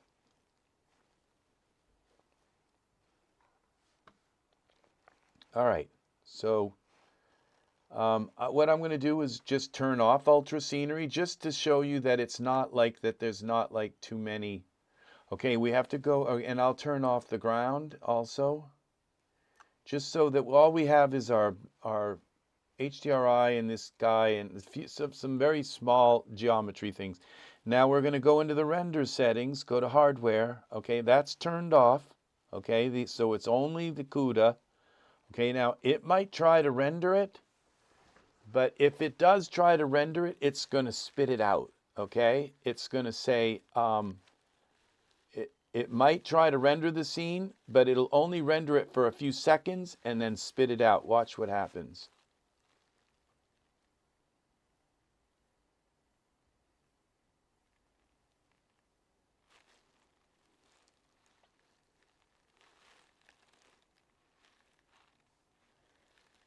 Okay, it looks like it's actually rendering this time.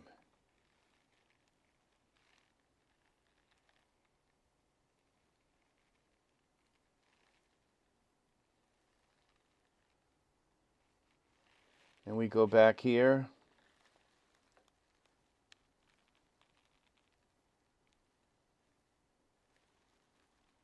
Okay, now it's like, okay, we're up to almost 2,000 iterations. Okay, so this is a lot of iterations. Okay, but it's our ground, and now it looks like, see, some of this still looks grainy. At 2,000, like I said, it probably needs to go up to 6,000 in order for this grain here to kind of go away. All right, so, okay, now what I'm going to do is stop it. Would you like to cancel this render? Yes. Okay, now I'm going to try to render it again. Okay, and watch what happens. It's going to go black.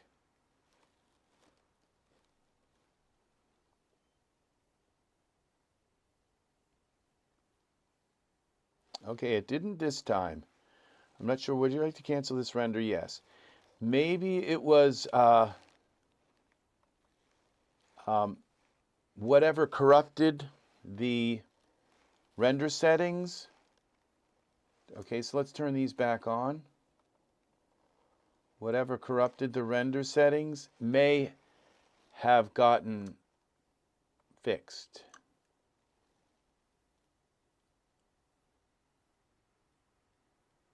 Okay, you're going to come back. All right, let's turn this back on.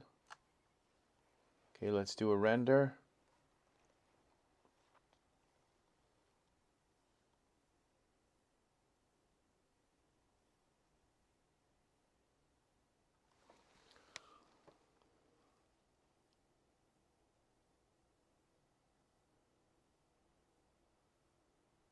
So it was working on a new scene and using and rendering the new scene with the new settings, okay? It looks like it's rendering this now.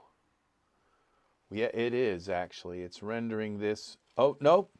See, it spit it out. You see, it didn't complete the render, okay? It's not supposed to do that, all right? And I can show you the render settings, okay? All right, so what we're seeing is still an error here, okay? So because we go into progressive renders, okay, this is okay, renders, we'll turn that off, okay? And now I'll bet you when I do this, it's going to go black. See, because the maximum time and maximum what was a bit rate are set to like almost infinity. Okay, this is going to go black.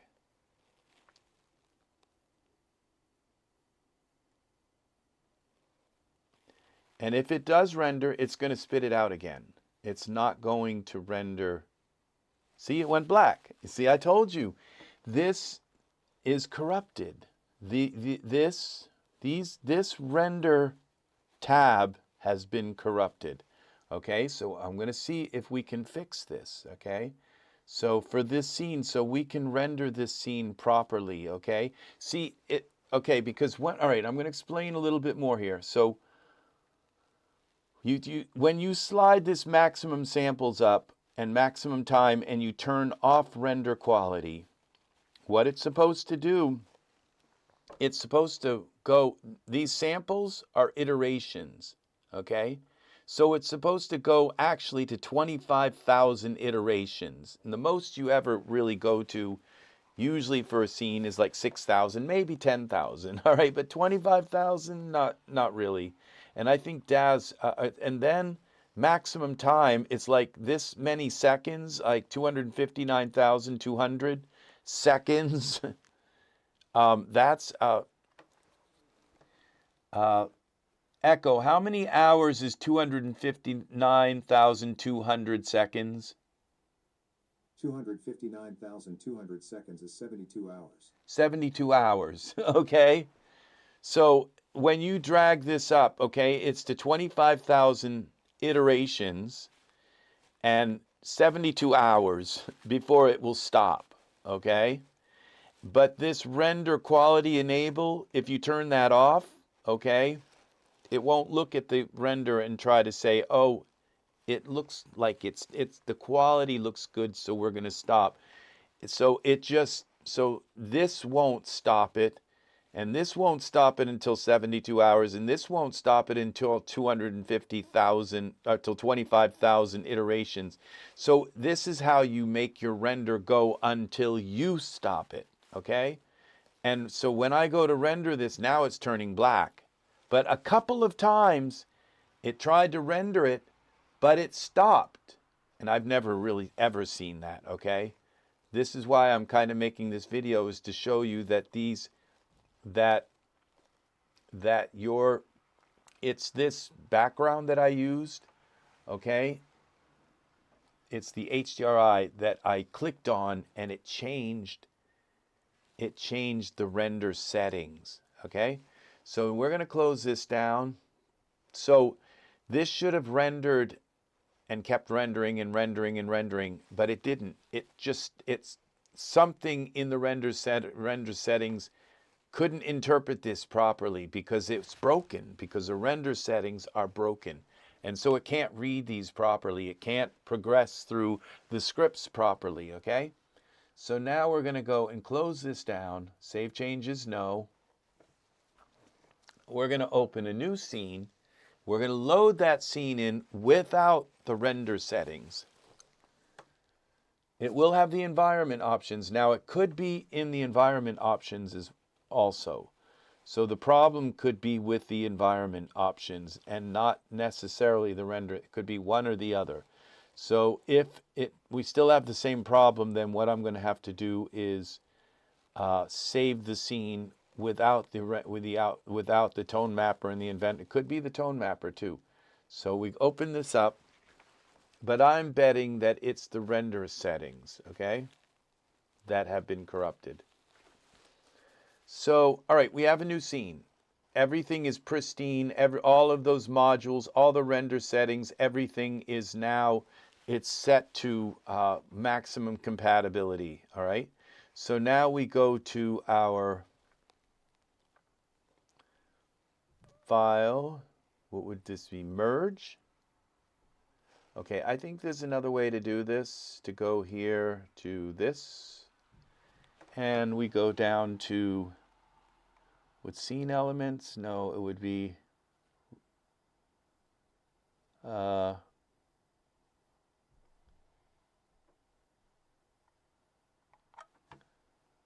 okay, figures, expressions, okay, where is it? Yeah, I think it's up here. My saved items. And it's going to be in scene subsets. And here it is. That is Finley. And we can right click, merge that into the scene. Okay, that's that scene subset. Okay, now this shouldn't alter our render settings, but if it could theoretically. So we have to figure out, and the problem could be with the environment options. But let's see. It should use these particular scene settings. Now when you load up Daz Studio, it does remember. It remembers some parameters from your previous scene. It doesn't remember the modules themselves. The modules are, okay, so I have to look through the camera, okay. Now let's save this, save as, scene, Finley 1, okay. Here we go. Now let's render, let's look at our render settings.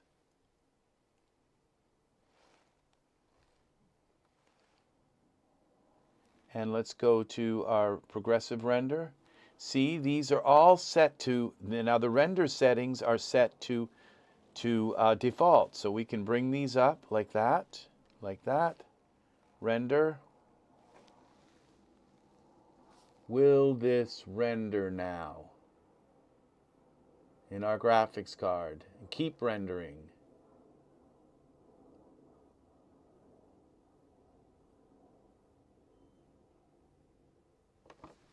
Okay.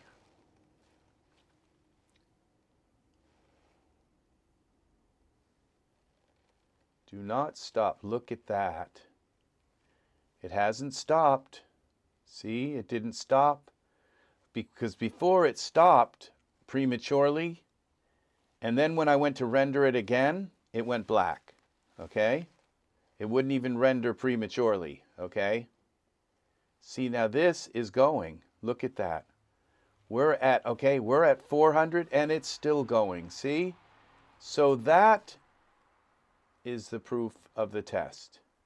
This is now going to render, okay, and what's not rendering here is my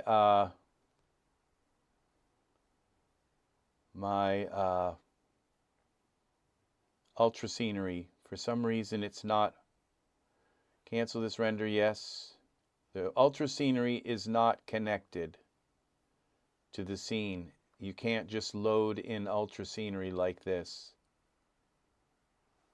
Let's go to UltraScenery Simulation, UltraScenery, Finley, save location, Finley.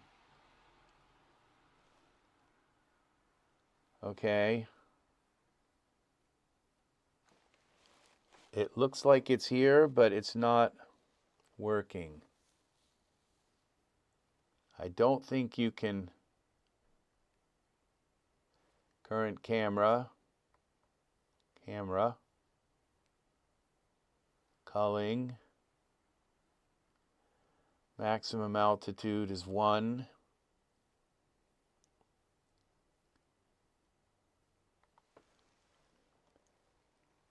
Okay, that's the terrain size.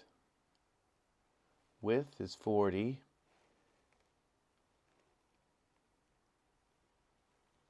Okay, and now we look at our elements. Okay, see, this is the layers aren't here. Okay, and there's no drop down for UltraScenery, so we have to redo UltraScenery. Add.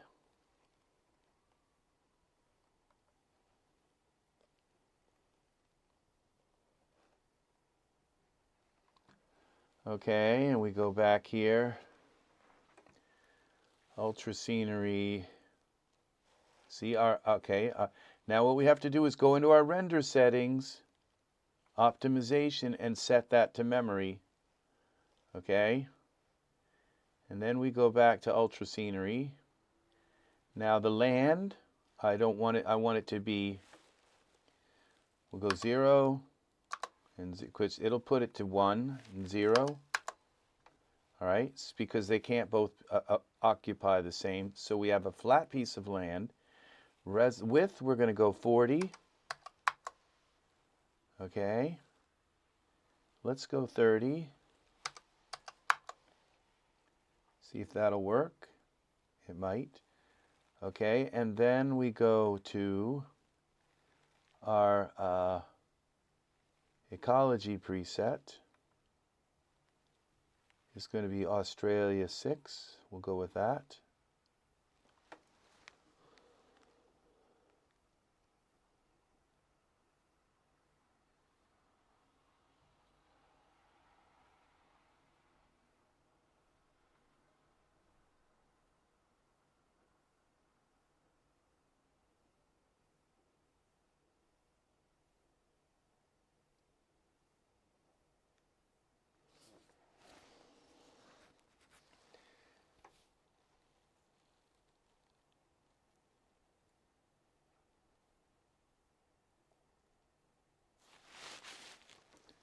All right.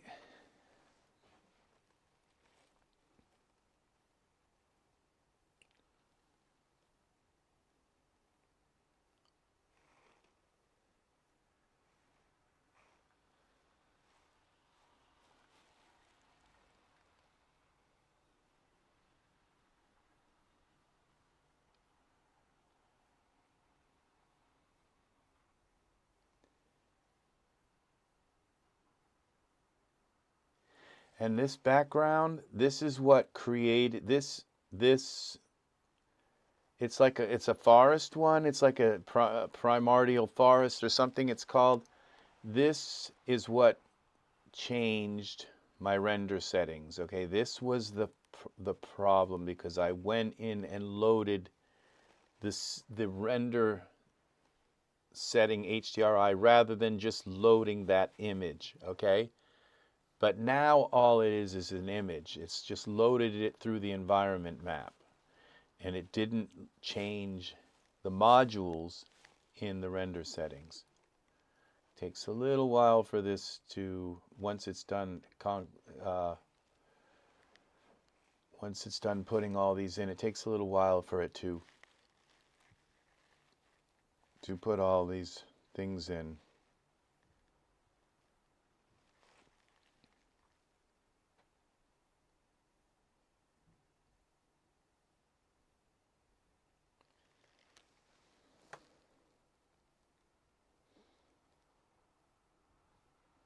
Come on.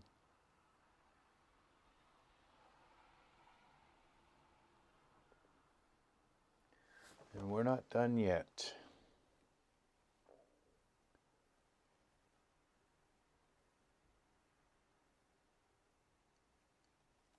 All right. Now we're going to delete the things that, okay, the grass coming down here. And the grass is going to be -10. All right. And that's going to put a bunch of grass here. We won't see it until we get into the render. Okay. Come back.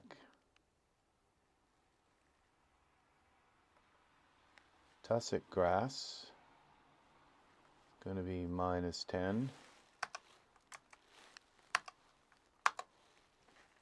Okay, and that will put some tussock grass in. Okay, it's actually now, we have river pebbles. We don't need river pebbles, so those will go.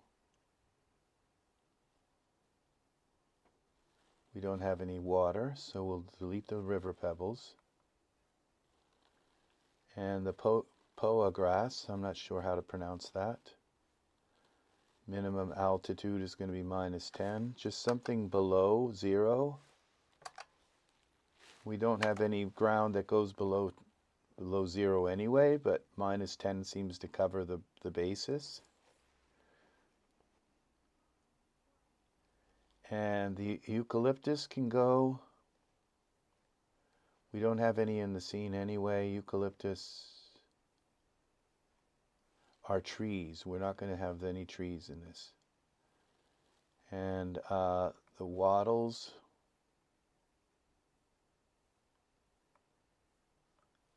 Well, let's try the, okay, scrub litter. Dry grass, let's put these in, okay. We'll go -25. Scrub grass, -10. It may not put anything in. Let's see, yeah, 113 wattles. And the dry grass, scrub litter. Okay, we'll put this one in -10. 10. The road pebbles, we don't have any roads, so those are going to go. We don't have any rivers, so we're going to get rid of the river stones. Okay. And we're going to save this in a different place. Oh, okay, we got, okay, browse. We'll go up with Finley. We'll create a new folder called Finley 1. We'll save this in there so we don't conflict with our other. And that's it. All right, let's save the project. Can we render this now?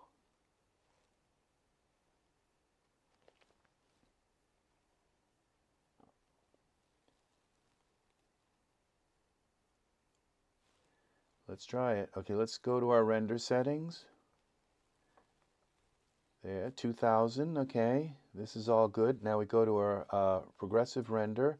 Remember we turned off render enable quality, so it would keep rendering and rendering and rendering. And we drag those both up, okay? So it should just keep rendering to like 6,000 or 8,000, whatever we want until we stop it. This should give us our image. Because I don't believe this is even close to 24 gigs. I think it's probably about 20 gigs or 19. No, went black.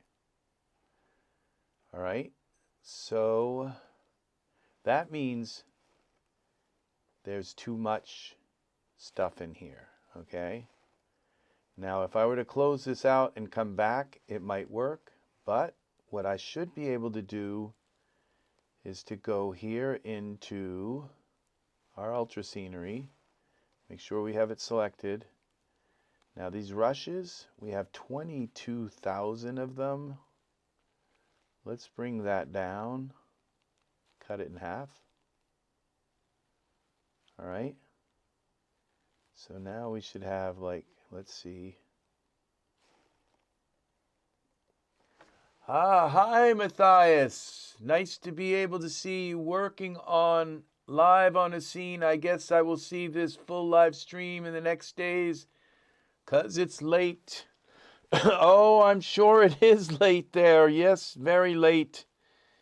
It's very nice to have you here. Thanks for coming in and saying hi, even as late as it may be. Better late than never, they say. It's wonderful having you here, Matthias. And thanks for staying and watching.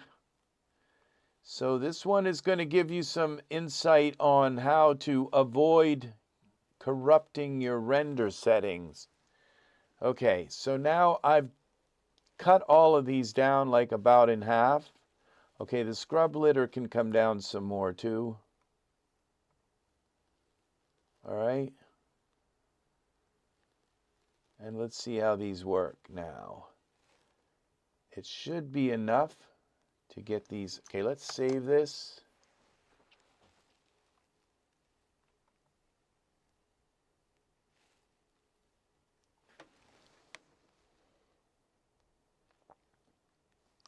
Please work.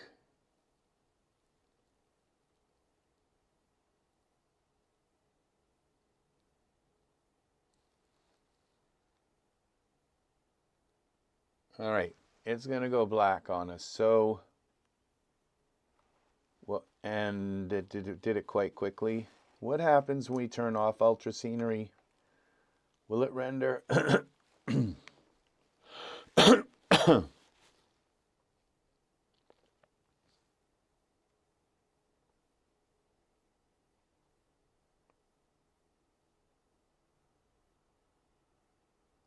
Okay, so I would say there's some issue with UltraScenery not clearing the RAM out. Okay, so what we do is we turn that back on, click Save, close this down. When we open it back up, it should render.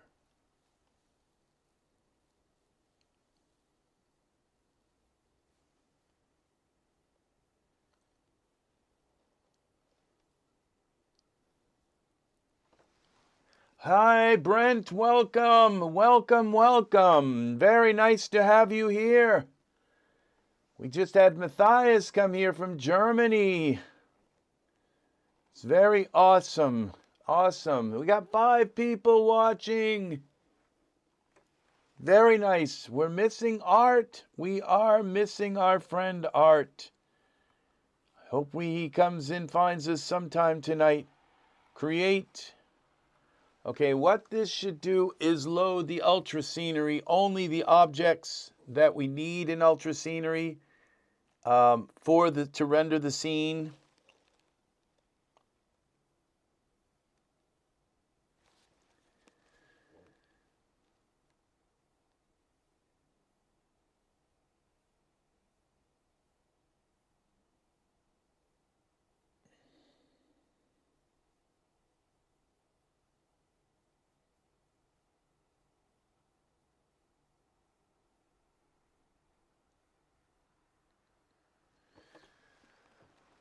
Okay, they should be down low enough to render it. And okay, render.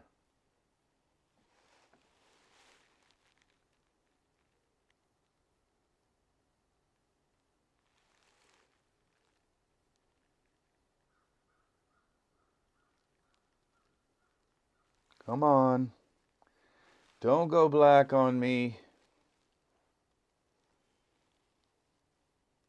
No.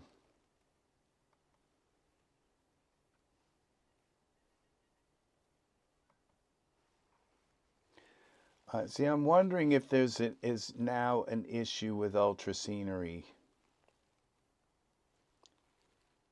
Okay, so let's turn off.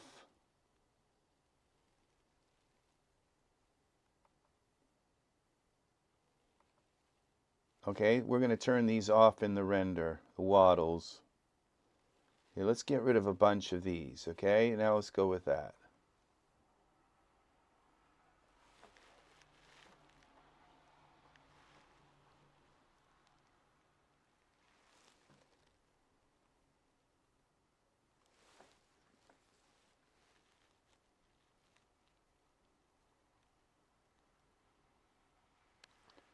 No.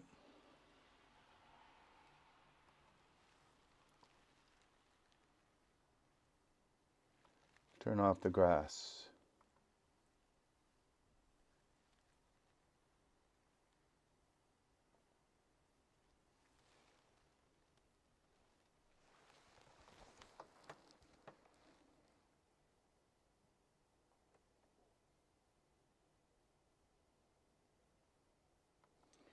No, not that again. Not that either. And I'm wondering if UltraScenery might have a problem with going with this width.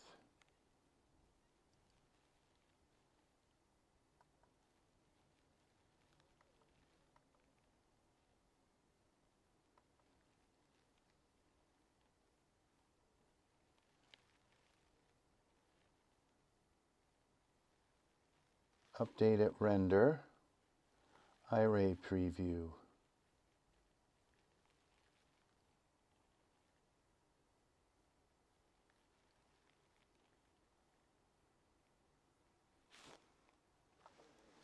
I'm more into rigging my own figures and props and making cloth and simulation. Daz is such a great software and so many things to learn. By the way, nice firefly boy. Awesome, awesome. Thank you. Yeah, I wish the Daz store had more men's clothes. I'm just the whole lingerie thing is just terrible for me. Yeah, I just don't find interest in you know, I don't know, S&M clothes and whips and chains and bondage. Yeah, the whole Daz store is turned into like a sex shop, and it's kind of disgusting to me. But hey, I'm not the only one whose opinion matters. But I'm kind of getting tired of it all. So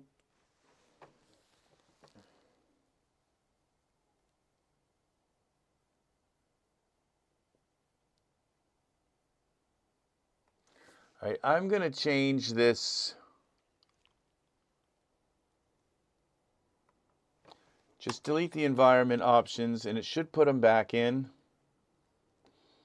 When I go back into Iray, I'm wondering if it's that.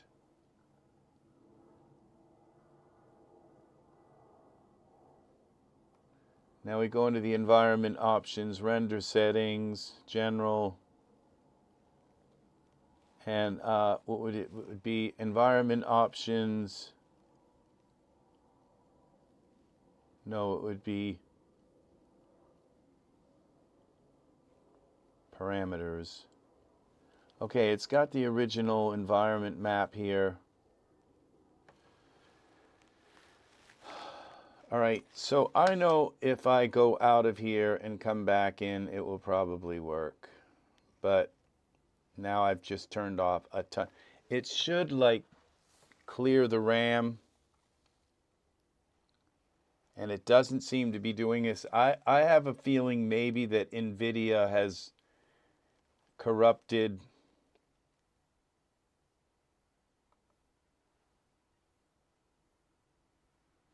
Okay, this would be in the Nvidia app.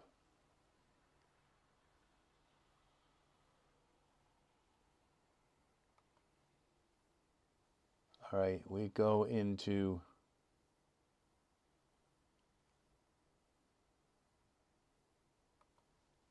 Manage 3D settings.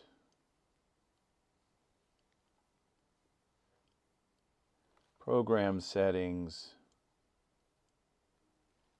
We go to Daz Studio.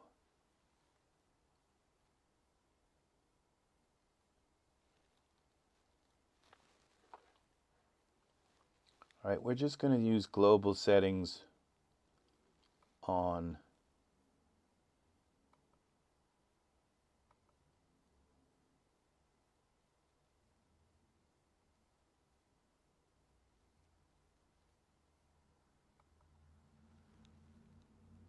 Use global settings. Okay, let's just go back. Let's cancel that. All right. See, none of this is really telling me what's see, you can't like make a lot of changes and then say, oh, well, what fixed it? Okay.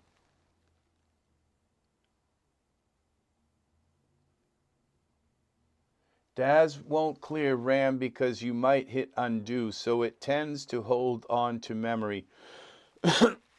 Yeah. Yeah, I think you're right about that. It does. Just because you turn something off doesn't mean it's clearing the memory properly. Yeah. Okay, we're going to close this in the background. We'll close that. And we'll open this back up.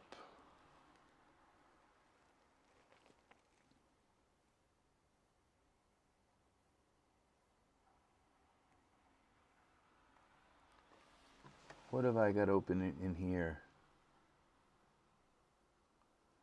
Just making sure there's no like application hungry thing here. AI suite.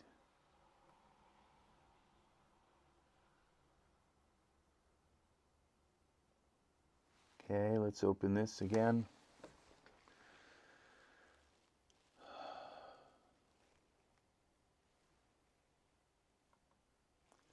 All right, so new Finley 1. So the next test is going to be just to do something. We're going to take everything out and just work with an UltraScenery 2 set, put it in. It could be that there's a problem with the Australian biome. Nobody's noticed it. Because the thing is when, well, I think his name's Howie and also Frost, Martin Frost, when they create these biomes, they're creating them on their computers, and their computers have a certain environment and a certain C++ environment and all of that. And they maybe, you know, it works for them, but it doesn't work for everyone. And that's the thing. Let's do a render here now. Let's just render this now. We lost our background, but that's okay. It will probably render because you're right, Unknown Robot. It's probably not emptying the RAM. It's probably just putting more in and filling it and filling it and filling it. Yeah, see, now it's rendering it, but will it keep rendering? That's the question. Now we have it rendering. Okay, it's keeping rendering. It's continuing to render. So, and we have much less grass, but it's still enough to kind of work with the scene. All right, that's enough here for me to be happy with that, the grass. So it doesn't appear to be UltraScenery per se. It appears to be that UltraScenery isn't emptying the RAM. Okay, so now what we do is cancel this render, yes. As long as I don't add more UltraScenery, what I have removed is that is the HDRI. Okay, so can we add that HDRI back in? So we go to Environment Options, Parameters, here, Browse.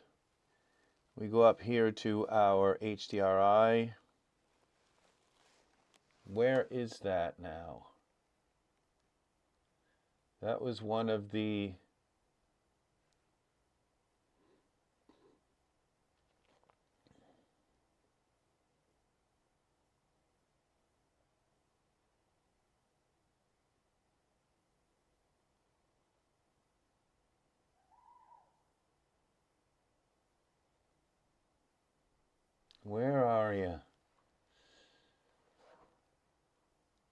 This is certainly a lot easier than going through the darn Daz smart content to find HDRIs. I mean, look at how many I have available to me here this way. Okay. I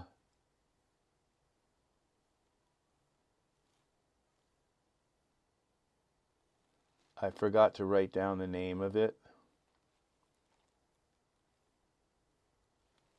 It was Jurassic, I think.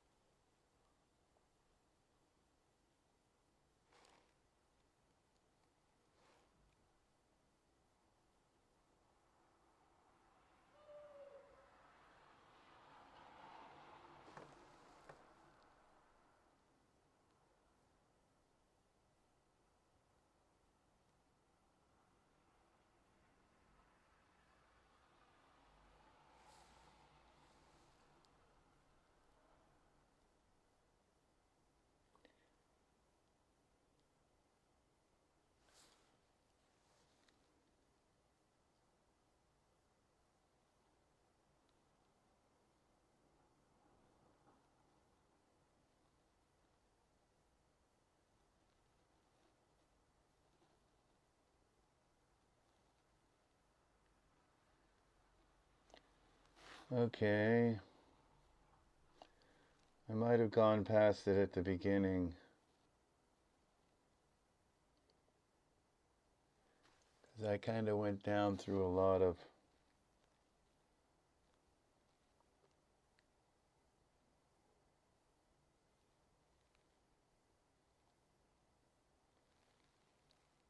that is a lot of HDRIs.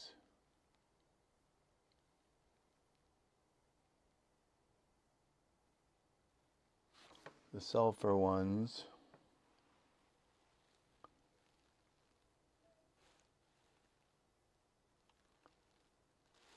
All right, here we go.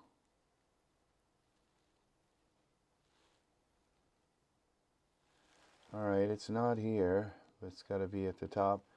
There's a possibility I didn't. Okay.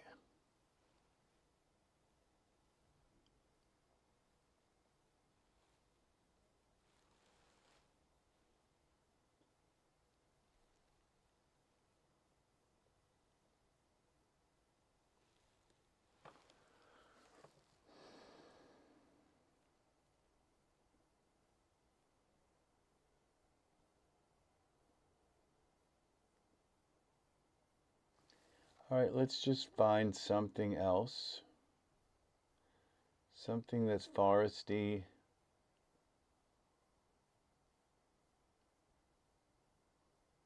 I might find it on this second pass through here, but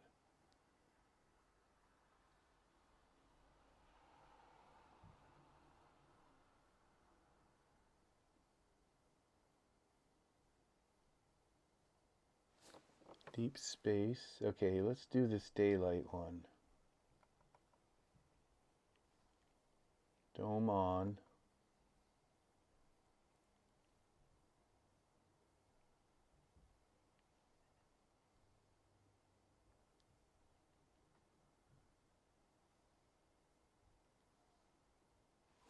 Okay, it's not, it's still loading it, I think.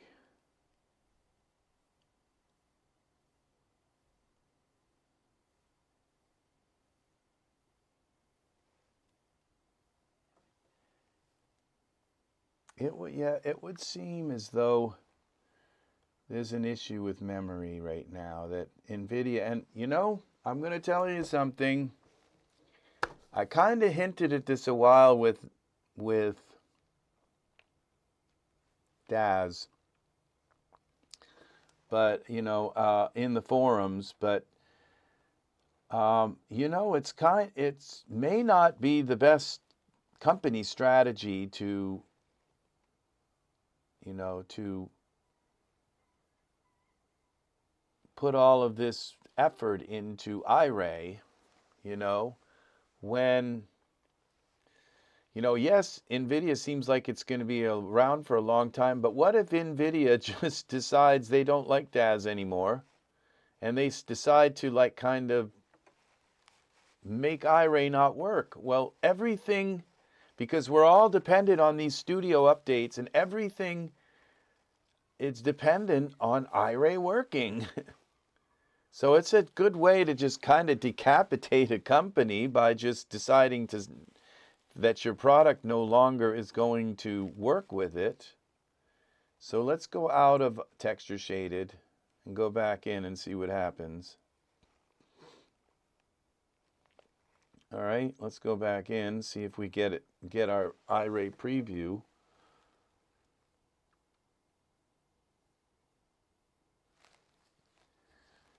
The HDRI could be just enough to throw this over the edge.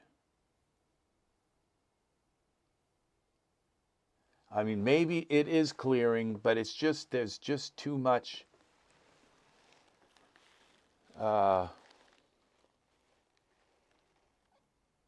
yeah, because now, and let's go back into our render settings and make sure optimization, it's set to memory.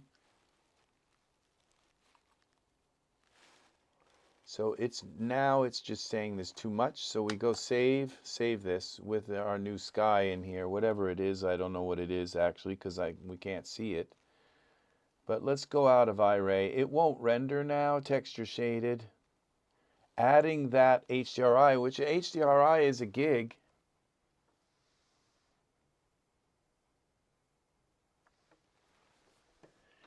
For Iray for the 5000 series card is incompatible with Studio 4X. Wow.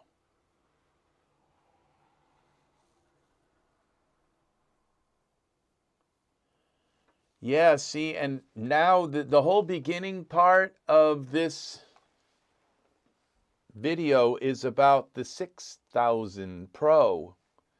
Okay, this has just been, this came out today.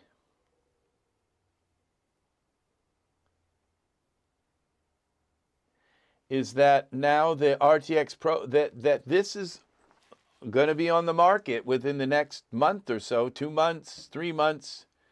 RTX Pro 6000 has 96 gigs of VRAM.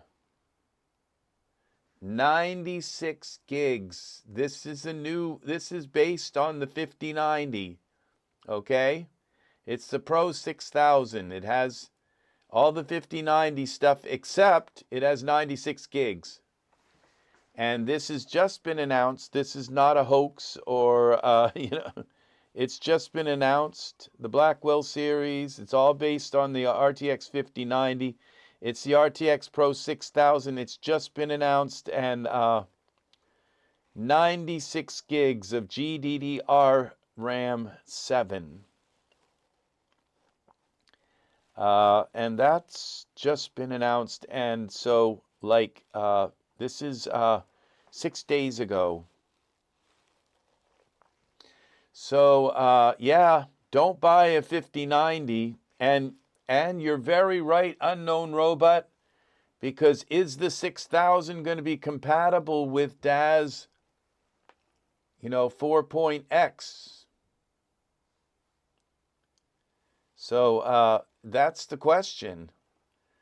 So, you know, it'd be terrible to buy it and find out that the 4.x only recognizes 24 gigs of that RAM. You know, so, all right, this has got to be closed and reopened. So, yeah, I'm starting to think that the current Iray isn't compatible with Daz either. Okay? That Daz hasn't caught up with the new Iray. So there's a possibility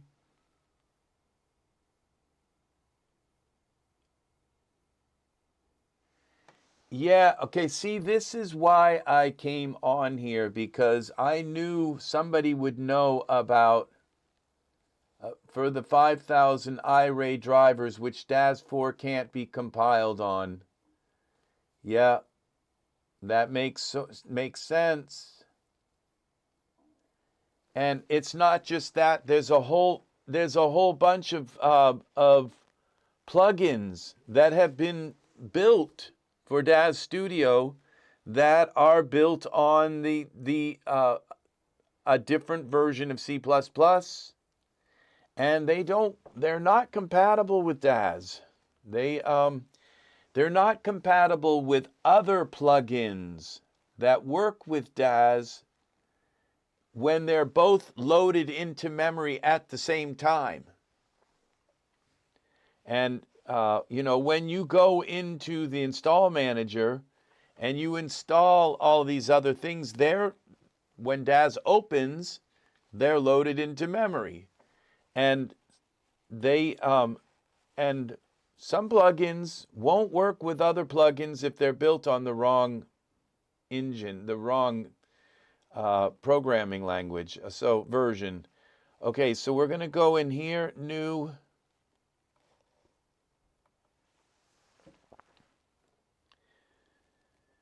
So I have a feeling that is what they're working on. And I'll tell you right now that I don't believe that the beta version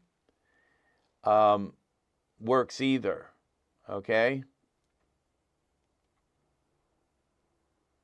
Octane is horrible. Octane is just terrible. I have not liked working. I did not like my experience with Octane. It has to convert every texture, and it was just a horrible experience. Daz seems fully invested in Iray, so they've really got to fix. They got to go with Nvidia there until. All right, so this. It's showing for now, but is this going to render? Okay, so let's go to texture shaded mode. All right, we got something working here, okay? Now let's hit render. So it seems as though the workaround is to just keep closing and opening Daz until because it's not clearing the memory, it's not managing the memory properly. And if you figure the DDR, the memory for a 5090 is DDR, 6? It's an entirely different generation of memory. Okay, this looks pretty good too. The grass is a little bit more kind of blown out. But it's rendering, it's going through its render. It's not stopping. It's looking at that. Yeah, it's already up. Yeah, it's up to 536. And when I rendered that last image, it took 12 hours to get to 700 iterations. And I have like one of the fastest i9s, other than having a, one of those Threadrippers or something, or a Xeon processor or something. So it's already above, okay, the iterations. So I would say 32 core with 256 gigs of RAM. Oh, very, very, very nice. Yeah, well, I have the DDR. I have a motherboard with the DDR with the PCI Express 5, and so.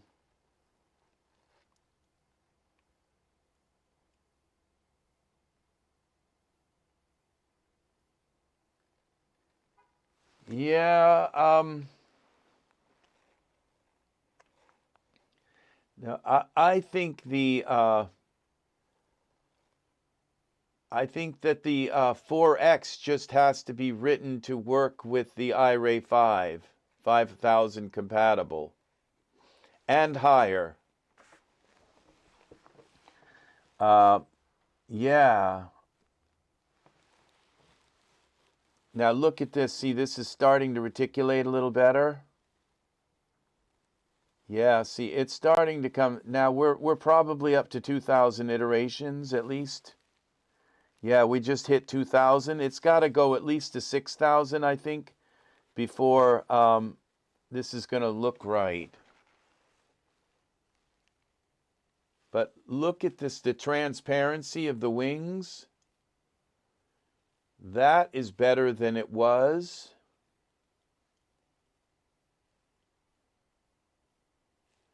I have a feeling that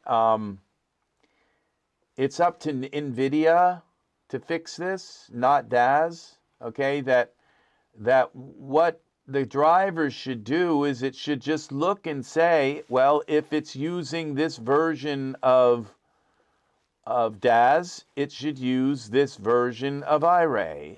And if it's using this version of Daz, then it should use this version of Iray.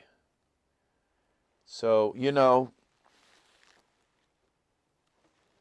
Hi, Sakar. Welcome, friend. Welcome. Welcome, people. So, yes, this is the new Daz boy. And I didn't do much with him. I just gave him hair and a loincloth, and I stretched his ears out so that he'd be an elf. And I gave him little fairy wings. So, never make nude. You know, now look how this fire is starting to reticulate, and it's starting to look better. There's just a little, these are getting smaller. Like I said, this has probably got to go to 6,000. And we're up at we're almost up to 6,000. I have it set to go like on and on to like, I think 25,000 iterations. So, but this is almost acceptable. Okay, this is almost acceptable. This is SickleYield's fire. The smoke, you know, right now I do have a Daz gallery. Okay, Sakar, in the Daz at the Daz gallery, and it would be under Rex Red. You may not like my Daz gallery, okay? So, but I'll post it anyway, you know, so that you can go there and see some of my art. Some of my art is okay, and some of it's not so okay. It's just because, you know, it's a learning experience for me, and looking through the stuff. And okay, so here's my gallery. Copy here. You can see some of my stuff. You're probably going to either like some of my stuff or find it that it doesn't really suit your taste. But some of it's, you know, you'll like some of it. So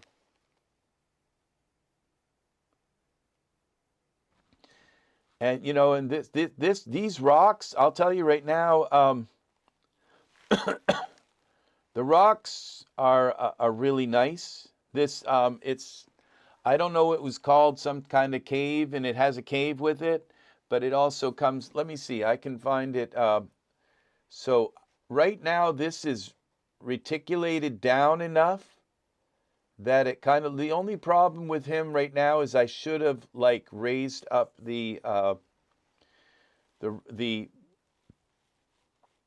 detail of his, you know, the sub D to his skin, okay, because you can see, but it's not terrible, all right, so it's not too bad.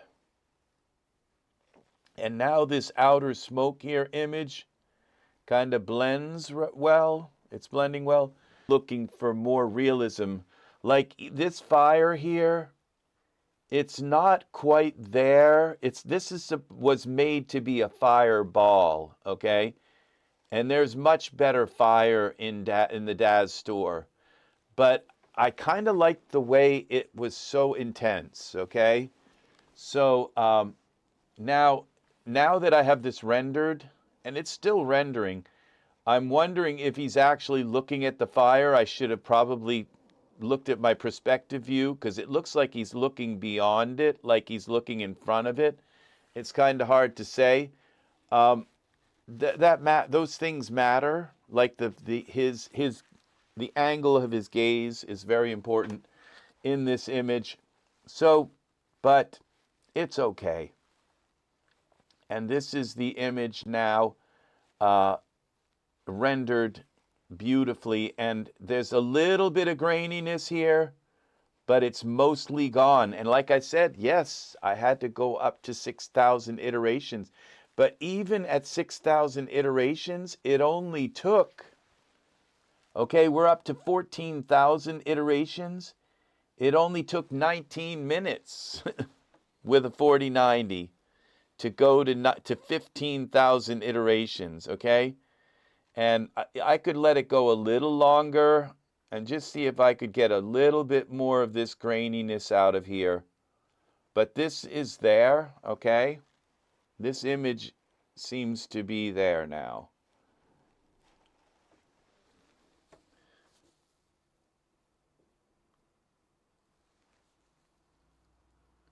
Yeah, undo.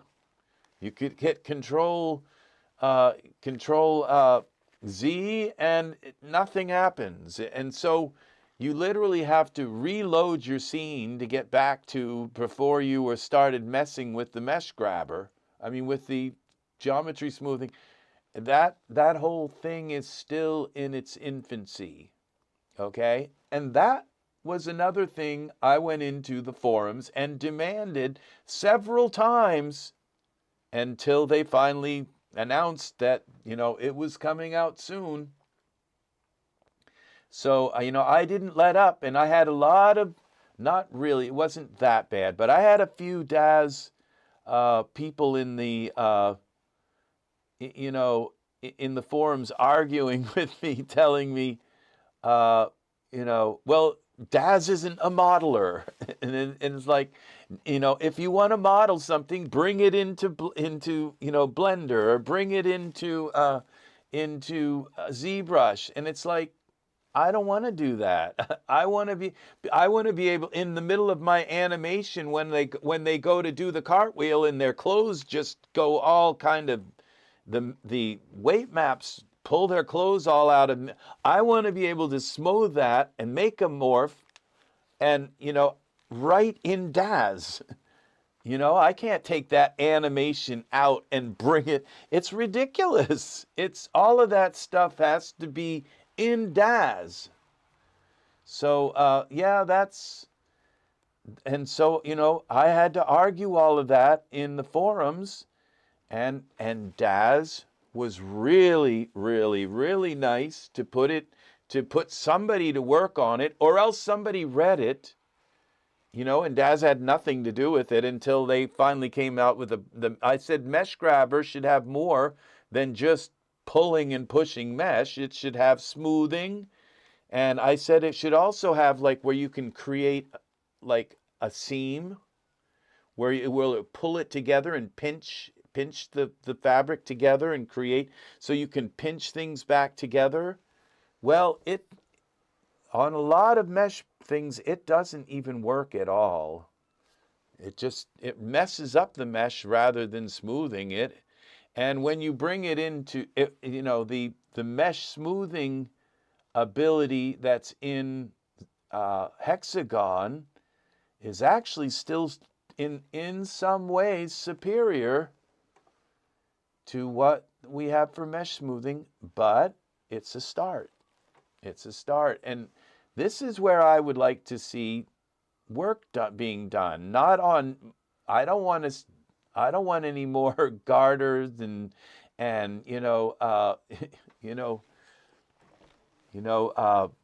porn clothes and underwear that goes up the crack of the butt. It's just, I don't need that. I can't use that on YouTube. You know, I can't, you know, it's just I don't need it that, you know, I don't need like sex clothes. You know, I need like this, like these kind of clothes. You know, yes, there's going to be skin. You always use some skin because that's what makes it attractive. But you don't need sex clothes. All you need are like a good, you know, every kind of loincloth under the sun is nice. The loincloths go good with angels.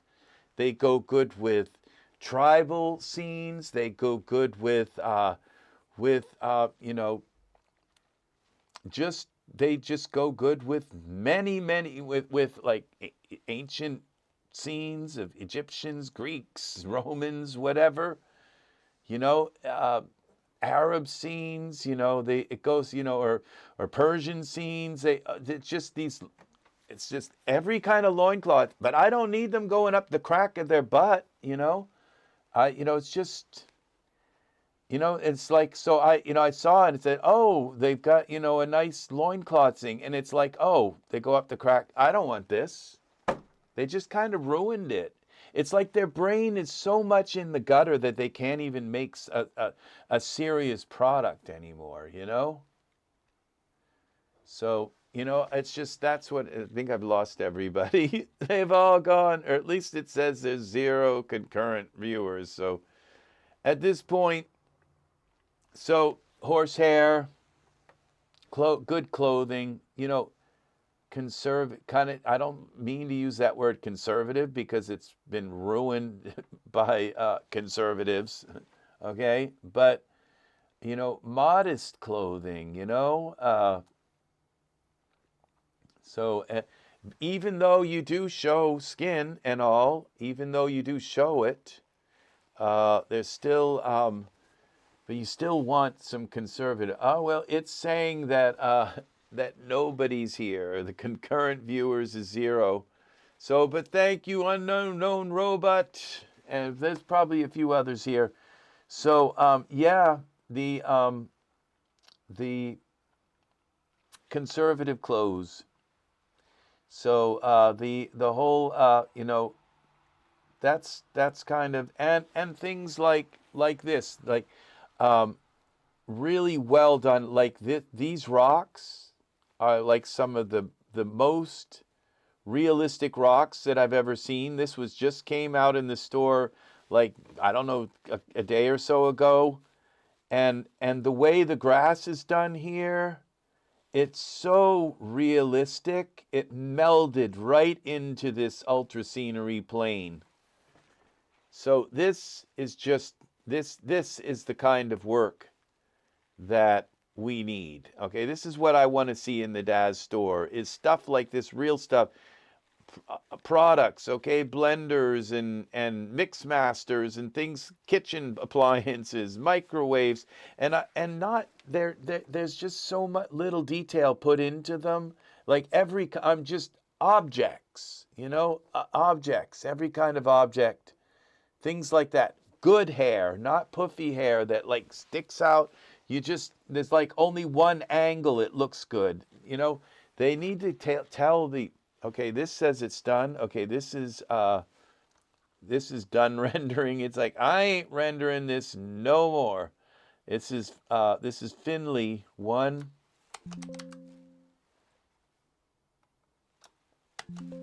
Okay, I got to come back here. All right. So, yeah, products. Okay, we're going to make sure this is saved.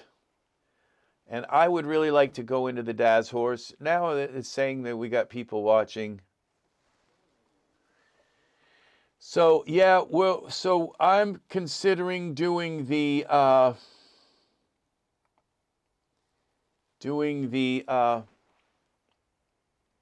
horse thing soon, okay? And so we'll be working with horsehair.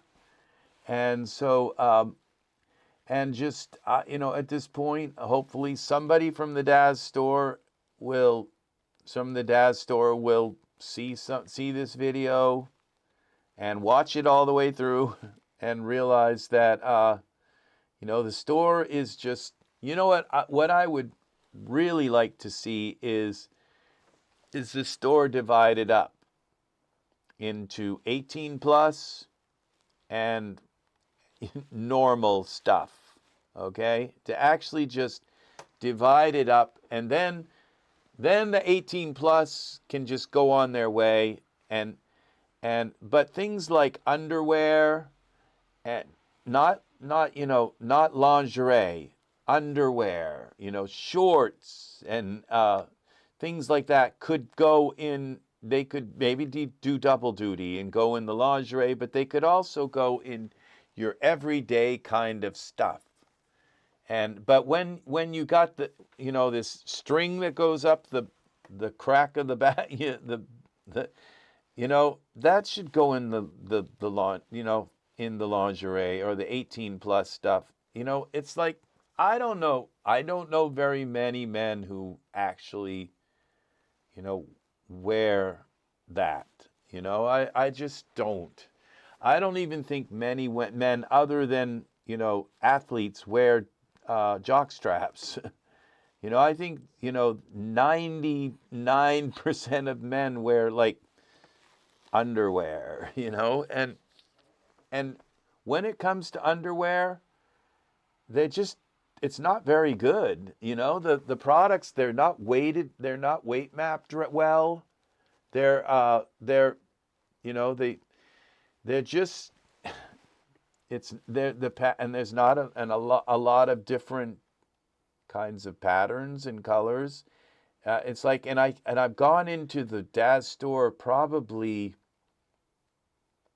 about, into the Daz forums probably about 4 or 5 times, mentioning that I'd like to have a pair of just regular cutoff jeans.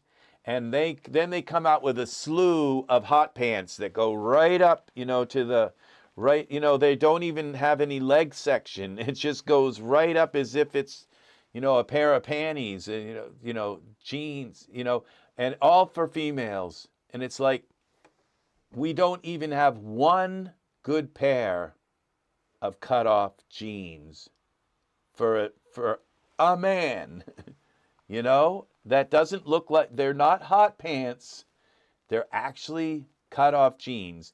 You know, they don't have to go all the way down to your knees. They could go a little bit above the knees, like, or halfway between, but there's nothing like that. And the thing is that it would have to be really good quality. You don't want it, you know, a pair of cutoff jeans for a man that just looks like crap, you know.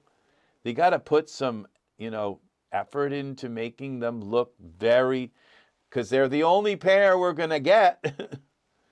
And I'm not going to buy them if they're thrown together and look like crap. You know, I'd rather not have them, you know. But that's the thing, is it would be nice to have a pair of cutoff jeans. Please, Daz, you know. And I don't know how nice I have to, you know, prostrate myself before them to say, somebody, you know, and then they come out with 3 more pairs of female hot pants. And it's like, no, this isn't it. And they, you know, and they got like a male guy delivering, you know, U.S. mail, and he's wearing these like hot pants. And it's like, I have never seen a mailman wearing hot pants, you know. It's just, so all right, this is going to do it for me, people. I will be back right after the splash scene to say hello, say goodbye to y'all. Thank you for watching. We're going to watch the splash scene, and I will be back.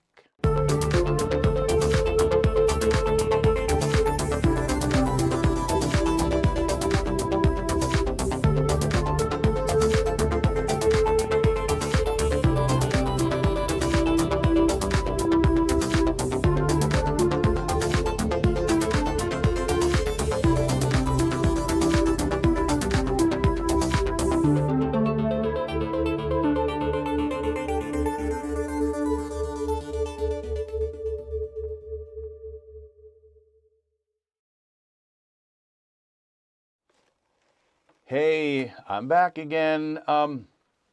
Just to mention, just for a little while, for a little bit, unknown robot. You said the crappy clothing that goes up is about as easy to make without a lot of effort. So it's what people make, my opinion. Yeah, it's easy to make, but it's also what these people are focused on. All they're doing, they're focused on sex clothes.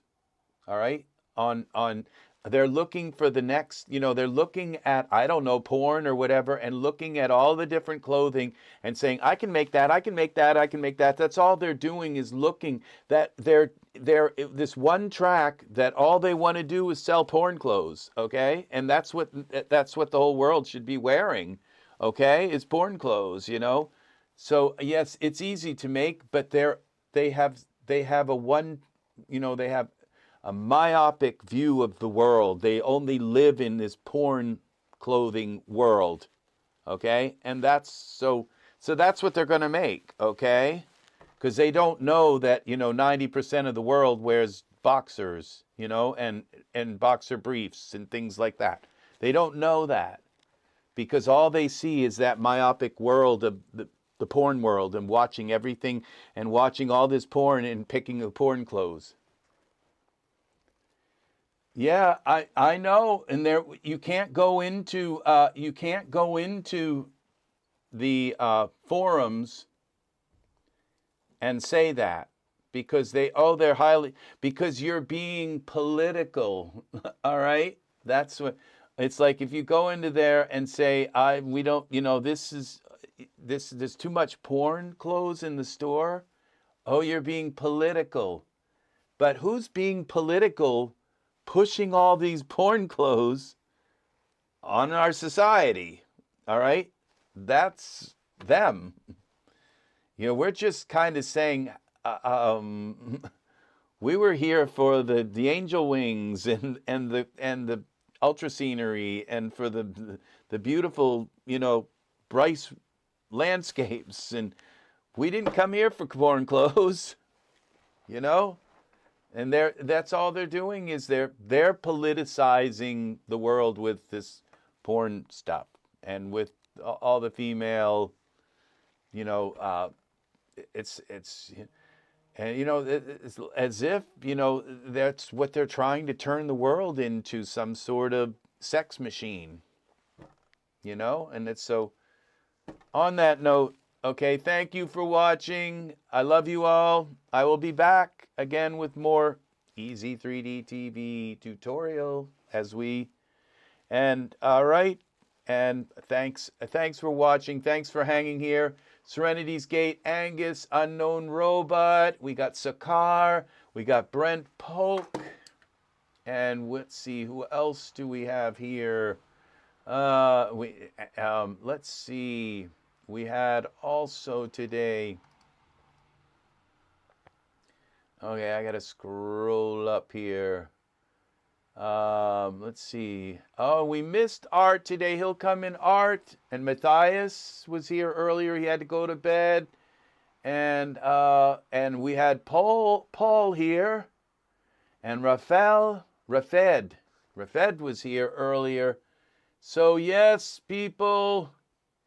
Yes, thank you very much for watching. And I will be back with more EZ3D. See you soon. See you again soon. Alrighty. Many, many, many thanks for watching. Take care and have a good rest of your day.